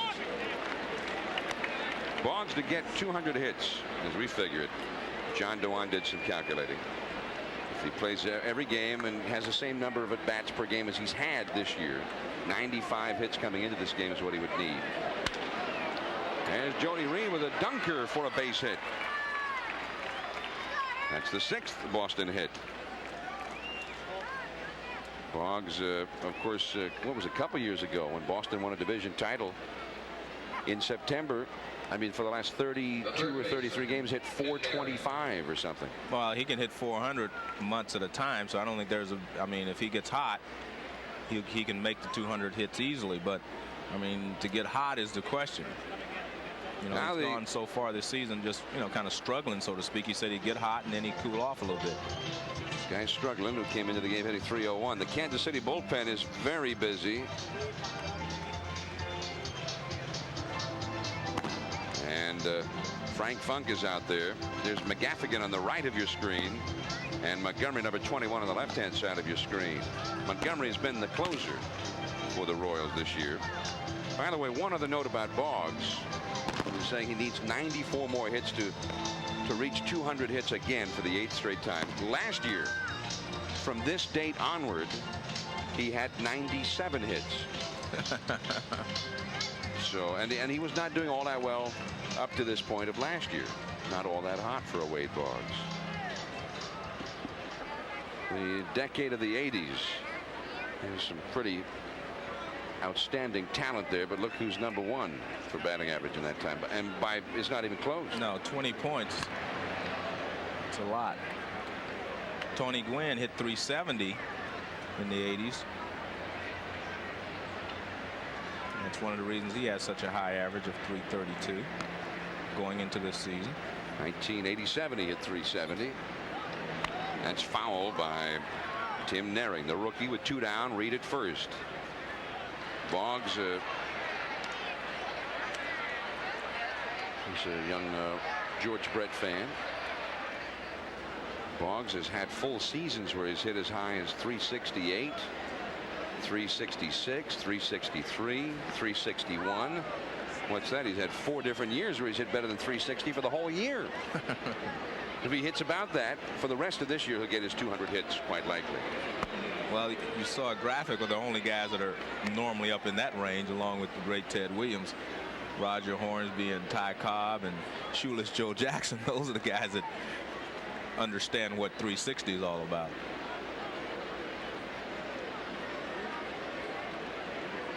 A ball and a strike to Nehring. It's out of play. 1 ball and 2 strikes. One thing this Boston franchise has always had over the years, and I think we're Red Sox fans are blessed, because maybe it's Fenway Park or maybe it's just that tradition of offense, whether the Sox are in the pennant race or not, and usually they are these last 23, 24 years. But even if they're not, it seems like there's always some other thing to follow, a batting title race, a home run championship race, an RBI championship. Yeah, Roger Clemens. George Brett is going for this one, but Frank White says, I'll take this one, George. Frank White's won all the Gold Gloves. Let him take it. George says, yeah, now I remember. 1 hit, 1 left. Boston will have only 1 more shot at it. The chicken caught something out there in the fountains. Looks like a little shark. Wow, nice catch. Here we go. Last of the 8th inning. Gerald Perry, the hitter, bluffs the bunt against Bolton and takes it in the dirt for ball 1. First place at stake for Boston. I mean, they'll have other chances to get first place. They don't have to do it tonight. They'll have 68 games left after tonight, but they'd like to leave Kansas City in first place. Toronto lost today. It's popped up foul right back toward us, and the count 1 ball and 1 strike. This is John Miller along with Joe Morgan. Joe, who will be heading to Cooperstown. Will you be coming back now to work with me the following week? Or are you staying up there with Ted Williams and Ty Cobb? And I'm gonna stay up the first week. I'll miss 1 week, John, then I'll be back. Oh, you are coming back. Yeah. Wow. Here's the 1-1 pitch. That's a high fly ball to center. Romine, a lot of room out there in this ballpark. And that is out #1. This is a very spacious ballpark. John, what's the storyline? Oh, what a question that is. Because it's time to take a look at the Budweiser storyline for tonight's game. And there it is. The Royals are ahead. Bolton has pitched extremely well, but Storm Davis was a little bit better for his 6 innings. And George Brett 2 for 3, including an RBI double. That double drove in the 2nd Kansas City run back in the 3rd inning, and that has them leading right now. And here is George Brett. Up to 296, not too bad. With a single and a double tonight. Strike on the outside. George Brett has talked publicly about his contract ending after next year, and that he might just hang him up after next year. Well, and one thing that seems to underlie all of that is that he still deep down has some problems with the contract that was given out to Mark Davis, and also the other contract to Storm Davis. And George Brett has been here a long time. We've discussed this earlier this year, but it didn't sit well with George. I don't really think he wants to hang him up either. George Brett has over 2,600 hits now, and he has a chance to get 3,000. And I think he really wants to get 3,000. When I talked to him, he said he wanted to get 3,000 hits. And so, I mean, if he can continue to play and be happy, I'm sure that he will continue to play. Brett says if the team doesn't win next year and I don't perform the way I feel I can, I'm not going to continue playing. In left field, a routine play for Greenwell, and Brett is retired, out number 2. But he also said, if something's done to make me want to stay, I'll stay. If nothing's done to make me want to stay, I won't. You can read between the lines on that one. Yes, you can. We'll take a look at it. Watch his head. There's very little movement. Watch where he goes with his head on this pitch. See, he just kind of strides forward. Head stays on the same plane, and he hits that ball well in the left center field. What if, I mean, obviously we'll never know, but what if George Brett, instead of playing all these years in Kansas City, where he's always hit well, this has been a good park for him, what if he'd played at Fenway Park all these years? Well, I think he would have hit more home runs, first of all, and he probably would have hit for a little higher average. I mean, that ball he just hit is a threat to be a double at Fenway. Yeah, but let me take that back, because first of all, you have to remember George Brett plays on AstroTurf here, which helps a lot of ground balls go through the infield. In Boston, some of the balls that go through the infield would be caught. But by the same token, some of the fly balls he hits, like that one, would have been off the wall in left field. So it's maybe 6 one way, half dozen the other. You get more power from George, but you may lose some of the ground ball singles that go through this infield, because AstroTurf infields really help guys that hit the ball hard on the ground. Tabler pops it up. All 4 infielders start after it, but Marty Barrett wants it, and he takes it. Well, that's 8 very strong innings from the veteran but yet young lefty Tom Bolton. 2 straight wonderful starts from him. Now let's see if Boston can come back and win it for him. ESPN Sunday Night Baseball, brought to you by Bud Light. Everything else is just a light. By Thompson's, the first name in lasting protection. And by Midas and its dealers across the country. Nobody beats Midas. Nobody. So here we go to the 9th inning. John Miller and Joe Morgan with you. Kansas City leading in a nail-biter. It is 2-1. Many changes. Willie Wilson, the veteran, goes into play center field, which he has manned so capably for so many years. Moving from center over to left field is Jim Eisenreich. And moving from left field over to right field is Bill Pecota. The only man who left after all of that was Pat Tabler. A new pitcher is also in. Right-hander Jeff Montgomery. He was the closer for the second half of last year and has become the closer this year. 12 saves for Montgomery. The first man to face him, Brunansky. Boston needs 1 run to stay alive. This is the kind of ball game that Kansas City lost a lot of earlier this year. The kind of game Boston has been winning a lot of most of the year, but not lately. A low-scoring ball game. And a slider for a called strike. Now, last night, Kansas City won here 4-2. They won 5-0 Friday night. They lost 3-1 Friday night. So they're playing a lot of these real tight, low-scoring ball games with the Red Sox. Last night, Montgomery came on in the 9th inning, and he got the save. If the Royals can win this one, that will be 6 wins out of 8 games with Boston in a period of, 10 days. And the Boston bench, not a whole lot of life over there right now, Joe. And the big difference you see in 1-run ball games is the difference between first division and second division, as they say. Well, there's 1 gone. Brunansky 0 for 4, and he strikes out for the 2nd straight time.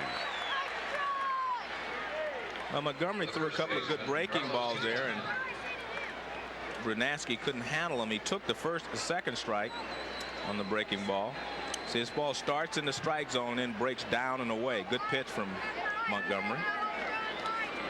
Now here is Quintana. Strike, and it's 0-1. The Kansas City bullpen is very busy, even as Montgomery goes to work out there. Quintana 0 for 3, has not hit the ball out of the infield. The same holds true for a lot of the Boston hitters tonight. Here's a look at the bullpen now as the Royals have the right-hander. That is Mel Stottlemyre Jr. And on the left-hander is Mark Davis warming up. Mel Stottlemyre just brought up from the Kansas City farm system. His brother Todd, a pitcher for the Toronto Blue Jays. His father, of course, long-time excellent pitcher with the New York Yankees. That's ruled to swing for strike 3 to Quintana. Just like that, 2 men are gone. He really has problems with the breaking ball away, or the pitch away. This pitch starts about the middle of the plate and breaks away, and he does go on the pitch. He does not check. So that ball starts in the middle. Look at it dive away. Now watch his back. See, he swung at it He takes a swing at it. You'll see it better from here. That's a swing right there. So this is it for Boston. 2 down. Here's Greenwell. Ball 1. Excuse me, John. In the past, Greenwell might be the guy you want up there with your last swing. But this year he's only hit 4 home runs, so he has not been that dangerous in this situation. 1-1. And on that swing there, he did not generate much bat speed, nor did he look like he was pulling the ball trying to get some power behind the swing. He looked like he was trying to slap a single to left field. The outfield is playing in deep. That's pulled foul. So the count, 1 ball and 2 strikes, 2 down in the ninth. This copyrighted telecast is presented by authority of Major League Baseball and may not be reproduced or retransmitted in any form without the express written consent of Major League Baseball. Right after the game, we'll go to the ESPN Sports Center. Full day of baseball to tell you about, and all of the other things going on all around the world of sports. Been a worldwide weekend of sports. We'll have it all for you on the Sports Center. Next Sunday, we'll be at Shea Stadium. We'll be talking to Mel Stottlemyre Sr. about his New York Mets pitching staff, which has really come on. We'll get a look at Darryl Strawberry, who's been setting the world on fire. And the Mets will be taking on the St. Louis Cardinals, who have won 4 in a row now. And they also have a good second baseman there, Greg Jeffrey. 2-2. Mike Greenwell. Well, ordinarily, would a guy like Greenwell be up there with 2 down thinking home run? I think you have to think of power, trying to pull the ball, hit the ball in the gap. He hits it down the line, and it looks like he'll be held to a single by the new right fielder, Bill Pecota. So Greenwell with his 2nd straight hit. I think what you want is to try to get a ball that you can drive. If you get ahead of the pitcher in the count 2-0, then you can take 1 shot at playing batting practice and trying to hit the ball out of the ballpark. But if you do not get ahead 2-0, then you just try to drive the ball up one of the gaps for an extra base hit so that you're at second base with the tying run. But he did the next best thing. He got on base anyway. So Greenwell, anything you've been able to tell about the way he's been swinging tonight? Yeah, he is not turning, meaning he's not opening his hips and rotating well on his back leg. Could that be related to that? Well, I'm ankle? sure it is, but I'm sure it may not be the ankle bothering him so much now. It's just that he's gotten into a bad habit from it when it did start to bother him. Good point. The toughest thing from a hitter standpoint, if something hurts you and it bothers you and it causes you to alter your swing, it's very tough to get back to the position you were in before you injured yourself. Any advice that you would pass on to? How can he get out of those bad habits? Well, I think he has to go look at the video and see to himself that he's not really turning. As you can see, he's wearing that brace on his foot. Anytime I was hitting or doing anything and I had a protection on, I knew that was hurt. So I only gave it maybe 80% from that standpoint. 1-0 the count, and Pena with a huge cut on an off-speed delivery. Wow. See, Pena knows what to do. But he got ahead in the count 1-0, and he felt like he was going to get a pitch in the strike zone, and he's going to try to see if he can hit that wall in Fenway, even though we're in Kansas City. And that is a big league hack. Pena hit only 4 home runs last year, and so far this year, Tony has hit 4 home runs again. But the 4 last year were in a big ballpark, St. Louis. Boston is a little smaller, and most of the parks in the American League are smaller than St. Louis was. Except this one. Yeah, except this one. You're right. Strike 2.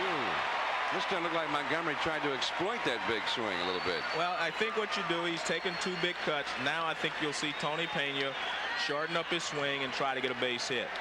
But he wanted to, give himself and his teammates a shot at trying to drive a ball in the gap, because if he hits one in the gap, hopefully Greenwell could score from first. But now that he has 2 strikes, I think you'll see him cut down on his swing. And one of the problems for the Red Sox, too, that Greenwell is still at first. They just don't have much team speed. Right. That is always going to, it has always been a problem for Boston. I mean, he's the possible tying run, but he's not able to even attempt to steal here. Although in years past, when he was more healthy, he did steal some bases. Well, that slider misses. 2-2 the count. But the Boston Ballpark Club is built for Fenway Park, because you build your team around your home park. And they do not have a lot of team speed. And ironically, this year, they also are not showing a lot of team power. Right. And that's what they have had in the past. It'd be a deadly combination. Third baseman Kevin Seitzer is deep and hugging the foul line. Brett, the first baseman, is right on the bag with Greenwell. The outfield is very deep. Here's a look now at how they play. The sights are over there hugging the foul line. Jeltz and White are both toward the middle just a little bit. The 2-2 pitch. Got him swinging, and the Royals have won it. They have taken this series 3 games out of 4, and the Red Sox will head off to Milwaukee, now losers 12 times in their last 16 games. Well, one thing about the Kansas City Royals, they have always been a second half ball club. They've always played better the second half than they did the first half. And as I mentioned earlier, though, Boston has, been pretty fortunate because Toronto has lost a lot of ball games lately too. But I don't expect Toronto to continue to lose, so Boston's going to have to get their act together. And the Kansas City Royals are not out of last place just yet, but they're still only 4 games out of third. They've got plenty of time to get up in those standings and look respectable. If they can get up to third, that'll be quite an accomplishment for them this year. Next week, we'll see another ball club down in the standings, the Cardinals, but they go against the high-flying New York Mets and Darryl Strawberry, 8 o'clock Eastern, 7 Central, 5 Pacific, and we should have a wild one at Shea Stadium. That's a heated rivalry regardless of the standings. Kansas City wins it 2-1. John Miller for Joe Morgan. Baseball tonight is next.